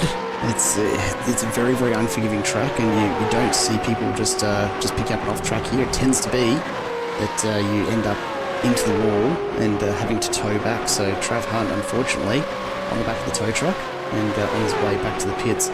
So we see Häusler and Vigard going out at the two teammates on their way through, battling it out for P22. Chad Vigard gets the inside line and makes the move. Big off-track moment there. You see the grass getting flicked up. Got to be very, very careful through this high-speed corner as well, not to overcook it, end up on the outside and into that wall. But all four making it through while still making a move along at a reasonable clip. Damon Fisher getting a little sideways on the brakes there, but all in all, yeah, look, very impressive to watch these guys sling these cars around the Nords. It's the best thing about Gen 3, Jared, in my opinion, is that it doesn't matter where you end up on the track, you're always racing someone, and these four cars here all being together are just proving it. It's so frequently when you're in one of these cars that you're with someone racing, and a fantastic bit of respect there shown. Anita clearly slower than a couple of the cars around her, but they all managed to get through the carousel together, and of course, as you can see, very quickly dropped Anita off the back, but it was fantastic driving from all of them to keep that clean and to see everyone get through there all in one piece. As we jump back up the front, all the way up to the battle for first, we are once again getting towards the Dottinger. I'm very interested to see what Mr. Vanderkruijm does. Does he try and take this place, or does he simply resign himself to sit in behind Spriggs? Is it time yet for Thomas or Spriggs to make a pit and take their medicine and see where they can recover to? The field is spreading out, so it may be a good opportunity now, but if it was me, I'd probably push on for another lap. So exciting times ahead. As you see Vanderkruijm closing in on the back end of Spriggs. Now he's going to make the pass, he's going for it, makes the move, and we'll see him come past the left-hand side of Jason Spriggs. Primal wheels, accelerate sim racing entry. These guys are going to be side by side of the corner. He backs it off and just looks to tack in behind Vanderkruijm. Probably not an awful choice. It's a good move. It's so easy to end up wide there, and once you're wide at 290 kilometres an hour, there's not a huge amount of grip available on the grass, Jared, and it happens so fast from there. I thought these supercars could handle anything. They can't do a little bit of off-roading? Are you sure? They can, they just don't do it quite as well as on-road. Yeah, fair enough. Scott Rankin making the move down the straight as well. He comes past Baxter as to improve. Vanderkran putting in the top lap so far at 8:37.5. And he actually goes past Jeff Thomas. We've just missed that pass as well. So at turn 1, looks like Vanderkran has just outbraked him. We'll go back and take a quick look at that. Because he's certainly pushed hard to get there on the inside, jams it all the way down and, under brakes, just forces his way through with plenty of time to get it lined up and back underway. So an awesome move. Vanderkran back out in front. Keep an eye on him now to see if he pulls away, particularly as they get into the trickier sections of this track. Baxter now locking onto the back of Rick Biggar. And let's see, he's going for a big dive into turn 1 as well. He's got to watch out for that traffic coming out of the pits ahead. That's going to slow them all the way down, and just like that, both Baxter and Viggo held up by Varga. Unfortunately, put foil to that move. It was looking to be a fantastic move. It looked like it was on, didn't it? It absolutely did, but as you spotted, and obviously the drivers did as well, cars coming out of pit have right of way and have absolutely have the right to utilise their pit lane, and unfortunately that move had to be aborted. We do now, though, however, see Viggo and Fisher going at it. Another fantastic move. Viggo just holding Fisher way out wide and getting that move done reasonably easily. Yeah, all in all, I think these guys are really conscious of just how far it is to tow if they do come together. So perhaps take a little more care than we might see at other tracks. Maybe a little less panel rubbing than we may see elsewhere, I dare say. But it doesn't mean they're backing it off at all. A very, very wide line there from Baldock, allowing Stoyles through very comfortably indeed. We'll take a little bit further up as Peter Latham goes side by side with Varga. And this is the section of track you want to be doing this on. If they can get this sorted out before they do head on to the Nords itself, this is probably for the best. As Varga makes his way through, Latham's just going to tack in behind him here as they make their way to the chicane. And it's a tricky little chicane, this one. Don't underestimate it. If you get the line wrong, you can actually very easily, there's a little hump in the middle of the road as you come out of that.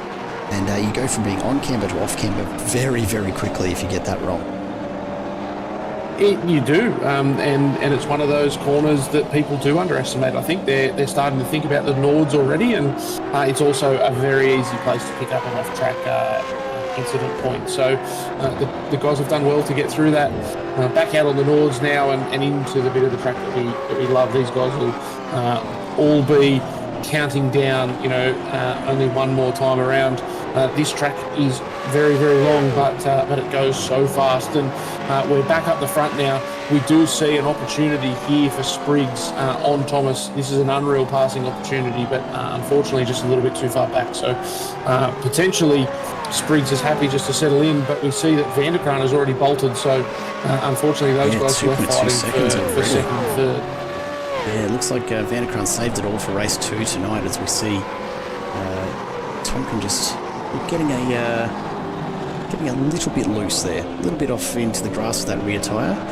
Pretty dangerous to do that, honestly, at 250k plus. I don't know how I'd feel about it. Might require a change of underwear at the next pit stop, I suspect. Yeah, I prefer not to do it. Yeah, ultimately, like there's plenty of places around the Nords where getting on the grass is not the end of the world.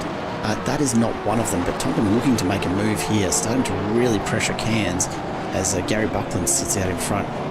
Again, you can see how tough it is to make a move through any of these corners. There's just no room for an alternative line, and you've just got to sit in and hope for a mistake rather than trying to create a second line through the corner. It's also an opportunity to really put the pressure on. So this will be a bit of driving here from Tonkin. He'll be looking to pressure hard and force the mistake.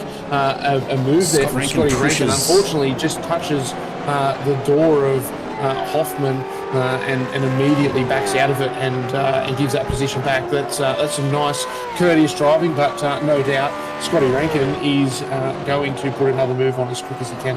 There's plenty. You can see already he's closing that gap back up and looking for another opportunity. We'll stick with this as Hoffman finds himself under quite a lot of pressure, but keeping an eye on the battle for fifth. Gary Buckland still holding off Cairns, Tonkin and Caperonis just behind him. Scott Rankin right now absolutely going for it, and he's looking for an opportunity to get past Hoffman. the onboard view says it all. Even when these cars are right over to one side, there's barely enough room to squeeze a second one through across most of this track. So if Rankin is going to make the pass here, it's going to have to be very, very decisive. And I just don't think you've got the opportunity to here without that error coming from the driver in front. Either way, though, he is latched on the back. Scotty Rankin will absolutely be planning his move, though. So got one last difficult left-hander to get through. Then we've got an uphill right onto a bit of a short run, but he'll be happy to sit there. And he's now focused on the next corner. It's a very, very difficult right-hander. It's at the bottom of a gully, but you actually can get on the power before you're even at the apex. It's a very interesting corner, and he's going to be absolutely focused on getting on the power before Hoffman does. And we now see a big, long uphill run. It turns, it's curved left and right and left again the whole way up this hill. But this is a fantastic opportunity for him to be in the slipstream and put this move on. You can see on your timing board, he is closing that gap down at a huge rate of knots. He actually had to back out of it there, I think, but he's managed to get that pass done. That is a fantastic pass, and very, very lucky that he didn't end up in the back of Hoffman and creating a significant incident at such a high speed part of the track.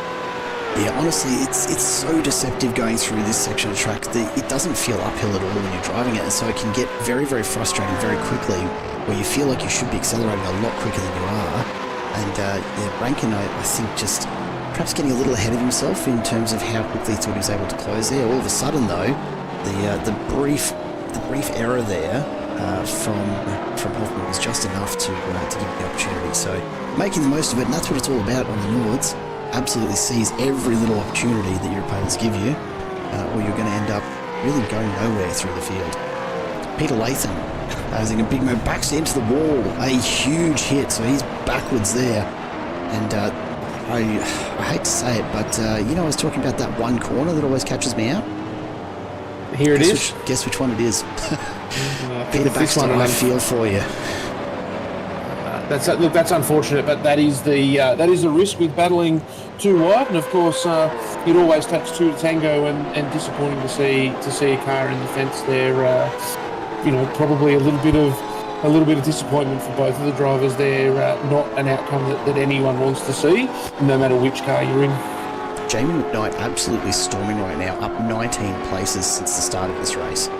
He is pushing hard. He wants a result here at race number 2 as he makes his way up around the outside of Rick Vigar. This is, again, an interesting place. This is not my favourite part of the track at all. There's a lot of changes in camber and elevation through here that can really trip you up. A little bit airborne there over the brief jump. The jump? Yep. Yeah, I'd look, again, anytime your wheel gets weightless is a little bit scary.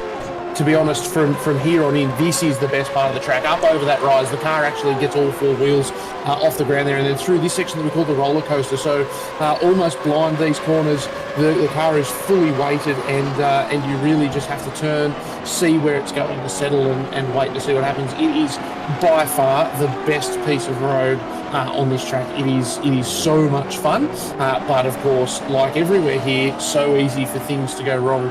But a really nice little battle here brewing up for 12th, and of course these guys going at it down the Dottinger. Troy Sipple and Hardy are absolutely going at it, and they're going to see what one of their quantum cars. Oh, you're right, it is too. My apologies. Yeah, Stephen Varga and Troy Sipple, James Hardy in the background there, but the three quantum entries all in amongst it. We are actually on to the last lap, and Matt Vanderkraan, we were talking about him extending that lead and being quick around here earlier. Anthony Visma is no slouch, but he's 7 seconds behind Vanderkraan right now. Thomas and Spriggs in the pit lane too. So can we see Buckland come screaming through for a podium finish? You'd have to think he so. has managed to grab a third place. However, Tonkin is all over the back of him. And just quickly, while we've got the quantum cars on screen, how incredibly exciting for the Chev department of that team to get bragging rights down the Dottinger. I am sure that Troy Sipple will be stoked to hear and see the Chev go storming past. How to speedrun getting kicked off a broadcast by Josh Harris. I'm sure that we'll have words with Troy Sipple later in the week about that. one. But Stephen Varga putting the work in that Chev and walking it away right now. We know Vargas is quick, so that's not surprising to see him making the move. And yeah, unfortunately for Troy, just getting left behind, hopefully, before it makes it to the end. God, I'm standing off the Biggles now, aren't I? That's terrible. you are, but what and Steve Tunkin now. Is this going to be, or is this able to be, the widest Chevrolet Camaro on Earth? Gary Buckland, can I just call big out? Moment.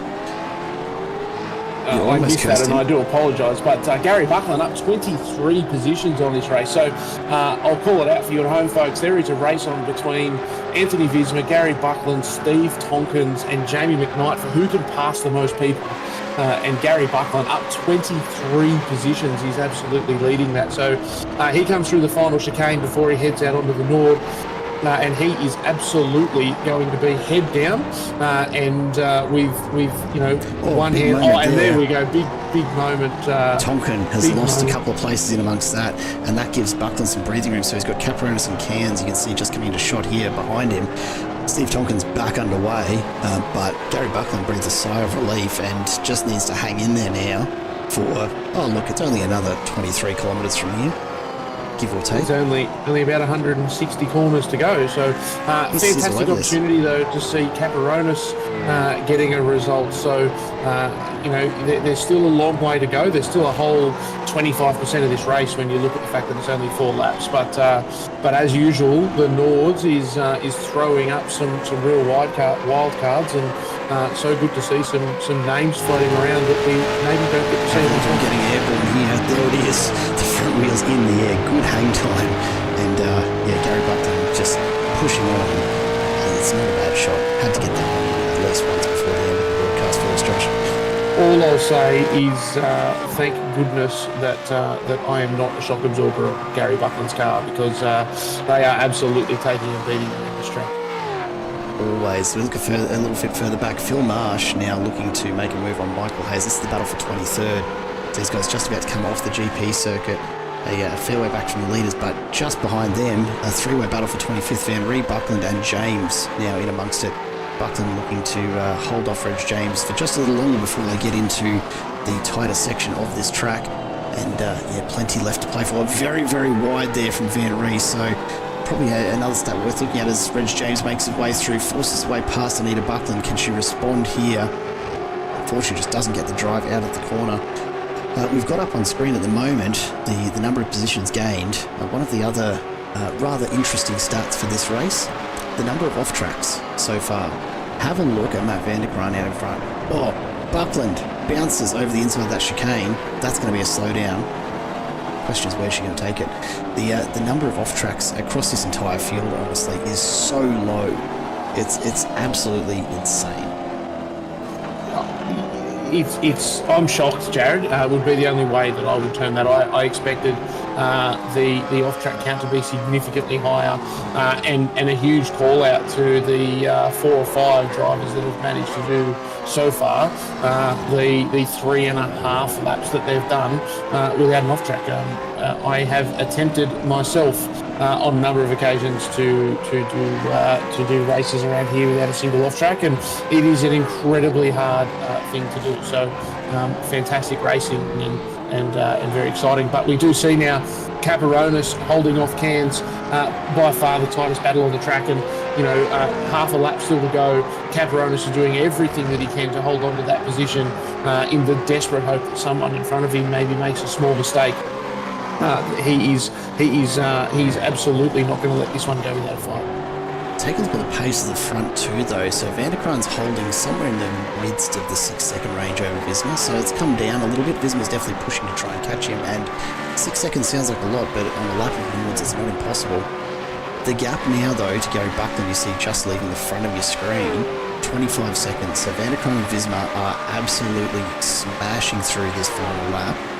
They're going to have to be careful. They've got to actually make it to the end still, and really, he's got to weigh up the balance between the extra points that he'll get for a first place finish here if he does catch Vanderkraan, or Visma crashing out and risking some serious points by not finishing this race. I think the important thing to do, though, Jared, I spoke about it last week, mistakes really start to creep in when you change your race style. So when you start to slow down, when you think too much. So really important for both Van der Kraan and Visma to just keep their head down and go about their racing as they have for almost 8 laps across the night tonight. No point changing anything now because mistakes will start to sneak in. Absolutely, they will. So we keep an eye on this battle pack. It's really it is a 5-way battle for third. So the last podium spot very much still up for grabs. Jim Caperonis starting to really close in on Gary Buckland, so he's managed to put a bit of a gap between himself and Cairns. Cairns now taking the attention of Tonkin and Spriggs behind him, and Gary Buckland could find himself a podium position here if he can just hold it together for another half a lap or so. It's so hard to gauge how far through you are on a lap afterwards. I don't know about you, Josh, but I find myself familiar enough with it that I can kind of tell how I'm going, but I don't really feel like I'm getting close to the end of the lap until I hit the first carousel. That's a fair way to look at it. I am lucky enough. I have done a pretty significant number of laps around here, so I'm pretty comfortable that I know where I am at all times, and importantly, I know where my strengths lie. So we saw that gap between Caperonis and Buckland really shorten up before, and obviously that was a part of the track that Gary Buckland doesn't particularly like, but into a part that he does like now and starting to stretch the legs, and just maybe for Caperonis, this is a section of the track that he isn't as au fait with. So he now has the big task of making sure huge moment through the roller coaster. So I talked about that last lap. It is a massively fast part of this track, and you really struggle to see the corners. It is just a hold on and see where you end up. But Caperonis has Cairns, Tonkin, Spriggs all over the back of him now. We are about to head out onto the Doddinger for the last time. It is going to be a battle of the slipstream, and I would really love to see Caperonis hold on to this, but I'm just not sure. Cairns and Tonkin in particular are closing up on the back of him at a pretty rapid rate of knots. But all the way out to the front. Big move for Caperonis. He's off into the grass, barely avoids the collision with Damien Cairns. So these three make their way down the straight. Look, Matt Van der Kraan coming across the line now to take the win in race number 2. A fantastic drive from him, finishing 8 seconds ahead of the fast-closing Visma. But we are going to jump to this battle because this is where it's at. The battle for fourth. Cairns, Tonkin and Spriggs all in it. They are getting to be side by side as we reach the final couple of corners. There's a bit of bump drafting going on there as Spriggs tries to push Tonkin past. Doesn't do himself any favours, but Steve Tonkin makes it through as Spriggs backs it off. He's got just a couple of last opportunities to make it past Damien Cairns here. Steve Tonkin out in front. Damien Cairns desperately holding off Jason Spriggs. Gary Buckland, though, out in front of... Oh, no! Tonkin into the wall. He's lost those positions. And here comes Spriggs. Spriggs at the death.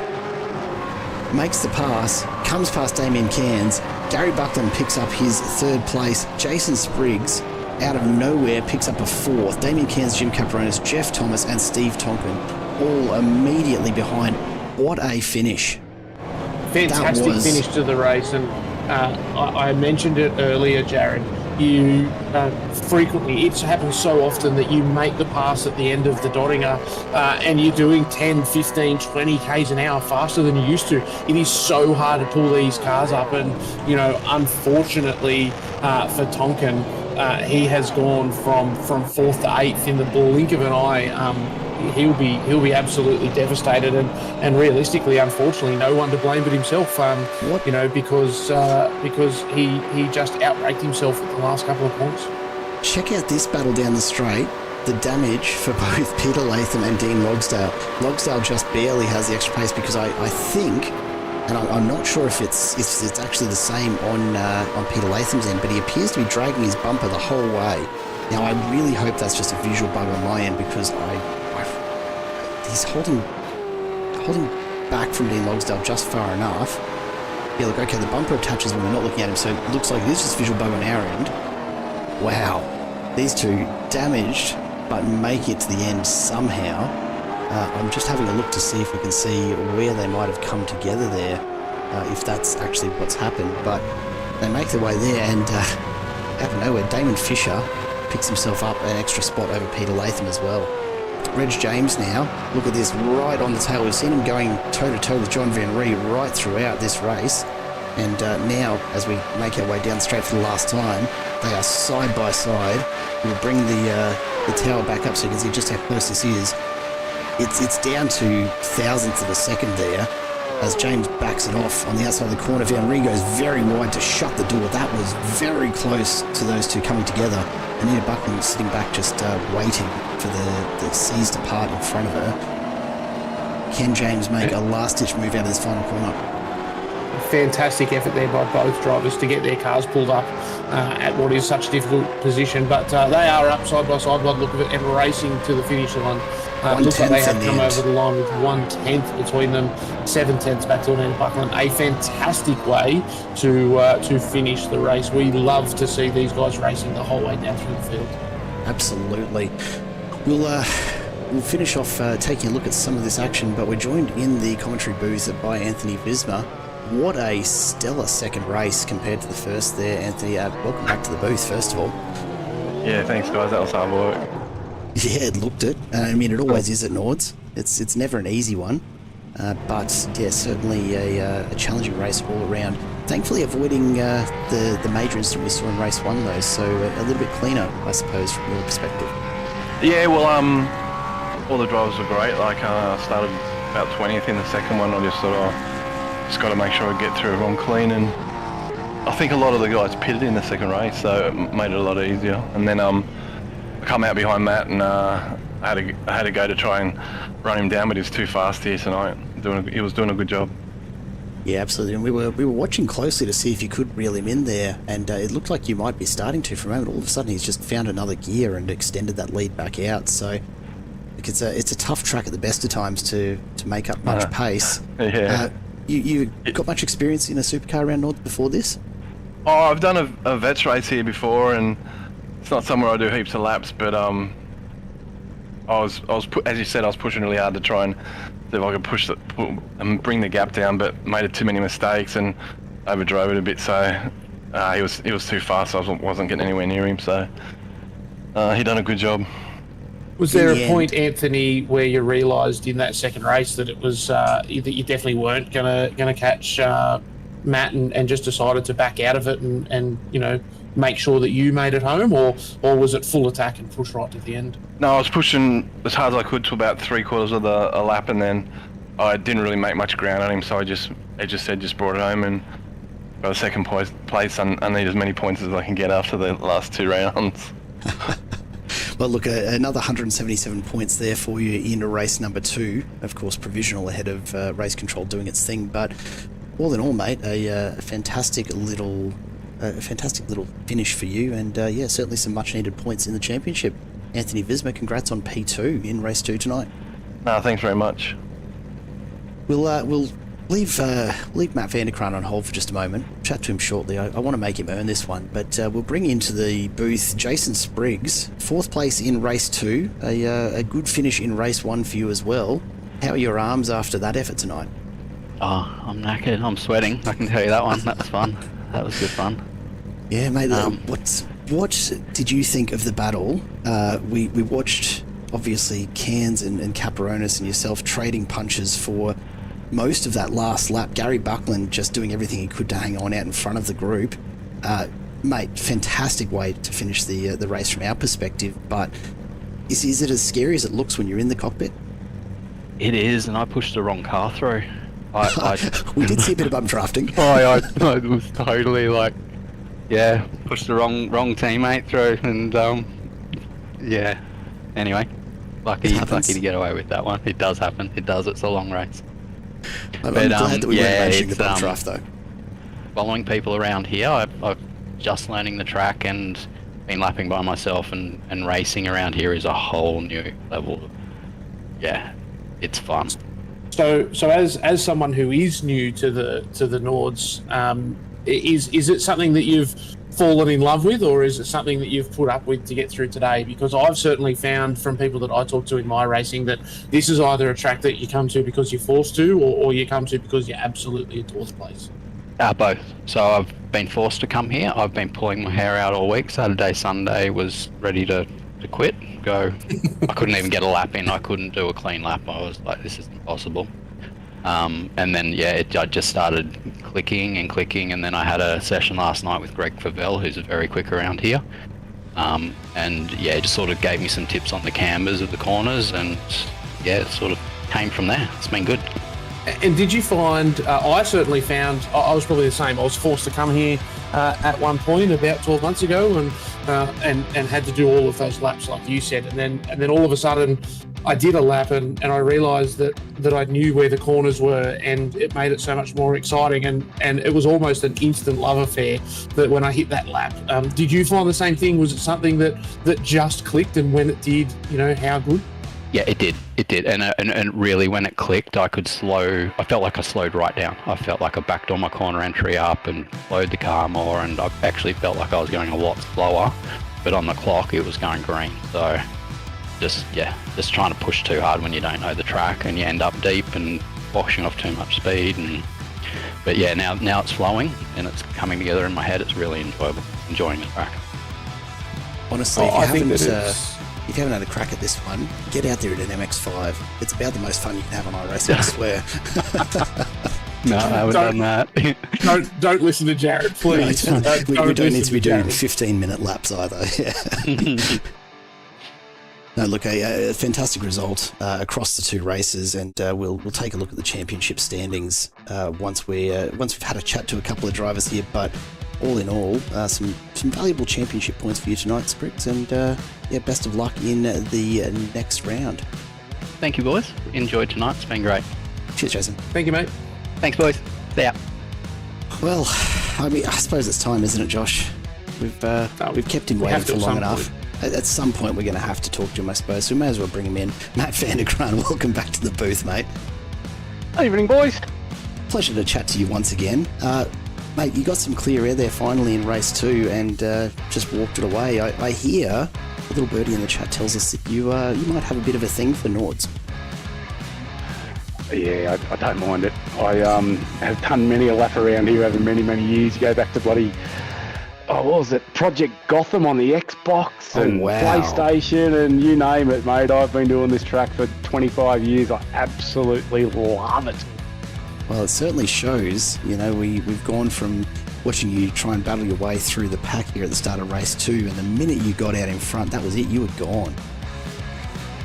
Yeah, I knew the boys in front of me had to pit, so I didn't have to push. I didn't want to push too hard, but if there was an opportunity there to go past, I was going to take it. So yeah, because I knew Viz was behind me, and I know Viz is quick here. So yeah, I knew I couldn't be too lazy about moving forward. No, you can't give him a moment, and we're certainly watching the gap between the two of you in that final lap. It looked like he started to close it down a little bit, got to the 6-second range, and then again just started to open up, I think, as he realised he wasn't going to catch you. Mate, the pace that you've put in a supercar, we know you're quick generally, but to be lapping the way you did around Nords is just something else, mate. Hats off to you. Watching that as someone who has driven a lot of laps of this place as well myself, although not at anywhere near the pace that you're getting, it's just amazing to watch the way the car dances through, particularly the mountain range section. That back 24 kilometres or so of this track. It keeps you on your toes the whole way through. Given that you're so familiar with it, what's your favourite feature of Nords? What is it that stands out as the one corner that every time you hit it, you get that warm, fuzzy feeling? 169 of 170. Which corner do it fuzzy for? You know what? And I going into, buggered if I know their names. Oh no, we don't know names here. You go through that section. It's towards the end of the track. I'm talking the second last sector. You go down the hill. You're flying through in 5th gear. The car's dancing all over the place. Yep. You're trying to nail it through there as quick as you can, setting it up so you're getting the line through there. And then that next right, left, before that second carousel, that is so difficult to get right, and there's so much time in there. Matt, we call that the roller coaster. And personally, that's my favourite part of the track as well. And, there's times where all 4 wheels are off the ground, there's blind corners, there's there's camber changes. I think that you're obviously a man of taste, because personally, I couldn't agree with you more. There's nowhere more satisfying on this track than getting right. And personally, my goal in any car, if I can get through there with my foot buried flat in the floor, I come out doing little fist bumps, because I reckon that's just the best fun. Yeah, which in the Gen 2, you could go through there flat. Yeah, and like you could go down the roller coaster bit and then hold it all flat. You can't in the Gen 3. You've got to line it up spot on to get the maximum benefit out of it. Now, look, it's a lot of fun. But before you go, I really do just want to jump in and talk us through that incident in the first race, mate. Because what started out as a pretty innocuous touch turned into one of the biggest incidents that I've ever seen in sim racing. So, that's a fast part of the track, and just talk us through how it all unfolded from the cockpit of your car and how big the carnage really was. When Viz come down the inside of me going in the right hand, I thought, this is not going to go well. And we're both competitive buggers, and neither of us would let off. I thought, if we get through here side by side, it is going to be a miracle. Miracle did not happen. you couldn't have summed that up better, I don't think. That miracle did not happen. It was a pretty impressive sight, and I think you've called it out. 2 hard-nosed races, and we love to see racing. It's just unfortunate what happened, but fantastic to see you guys both bounce back and get a great result in race 2. Appreciate that, Josh. But I would like to apologise to the rest of the field on that one. We caused a lot of carnage. I haven't had a look at it yet to know who was in the right, who was in the wrong, or whether we both had a play in it. But not proud of making that sort of mess on the racetrack, that's for sure. Look, apology noted on behalf of the rest of the field. I will say thank you, though, because it provided some great footage for us, if nothing else. So, silver linings and all that, Matt. Mate, it's great to see you bounce back in race 2, and some good points on the board. We'll take a look at the championship points in just a second, but congrats again on your win in the second race tonight. I appreciate it, boys. Keep up the great work. Matt Vanderkraan taking out P1 there in race number 2, and look, some good points right through the field. We'll take a look at the provisional changes now to the championship standings after those points have come through. And look, Anthony Visma on track. Again, this is provisional before we talk drop rounds. Anthony Visma on track to lose his number 1 spot for the first time this season to Jason Spriggs. So we'll have to see how the drop rounds play out there, but no change predicted through 3rd, 4th, 5th and 6th. Vanderkraan, Varga, Buckland and Hogsdale all still very much in it. 4 of our drivers over 1,000 points. Gary Buckland not far off the back there. Big move for Jeff Thomas, up 6 spots based on tonight's result, and Peter Sattler up 4 as well. Michael Hayes going up 3. Unfortunately for Michael Schroeder, he's dropped down a few places there as a result of all of these moves. Of course, all provisional. Wait on the drop rounds. A lot of this will start to mean a whole lot more as we get into the back end of the season, Josh. Yeah, it will, but what I'll call out, Visma and Spriggs might be looking at swapping positions there at the top, but 187 versus 170 points, and then only another 3 back to Matt Vanderkraan to be this far into the season and only have 20 points separating 1st and 3rd when there's 180 points on offer for the race winner. This race is wide open, and I think that we are very, very lucky to get to witness what is going to be a fantastic second half of the season. Absolutely it is, and of course plenty more racing to go. 4 rounds down, 6 to come. And next week we find ourselves back in perhaps some more traditional settings, the Gen 3 Supercars. We're heading, of course, to Belle Isle, that one coming up on Tuesday next week, so do make sure you stick around for that. But for now, we're going to have to call it an evening here from the Nordschleife. Nürburgring has, of course, been very good to us, perhaps not so good to some of the drivers, but that is racing at the end of the day. Josh Harris, an absolute pleasure to have you along in the booth tonight. Thank you very much for having me. I've thoroughly enjoyed it, and I look forward to being back with you again next week. Cannot wait. And on behalf of everyone here at Simple Racing Broadcasts, the Alliance Sim Racing Series tonight, of course, presented to you by Quantum Tint Solutions and AA West Automotive, with the support of Nicol Photography and 24/7 Sim Services tonight, of course, with Race Control as always. It's been a pleasure to bring this coverage to you once again this week. Until next week, join us again in Bella Isle. Make sure you have subscribed and hit that little bell icon down below so you don't miss a minute of the action here in what is left of Season 3 of Alliance Sim Racing's Gen 3 Supercar Series. Until we join you again next Tuesday night, of course, though, do be good to each other, take care of yourselves, and we will see you again at a racetrack very, very soon. Until next time, goodbye for now.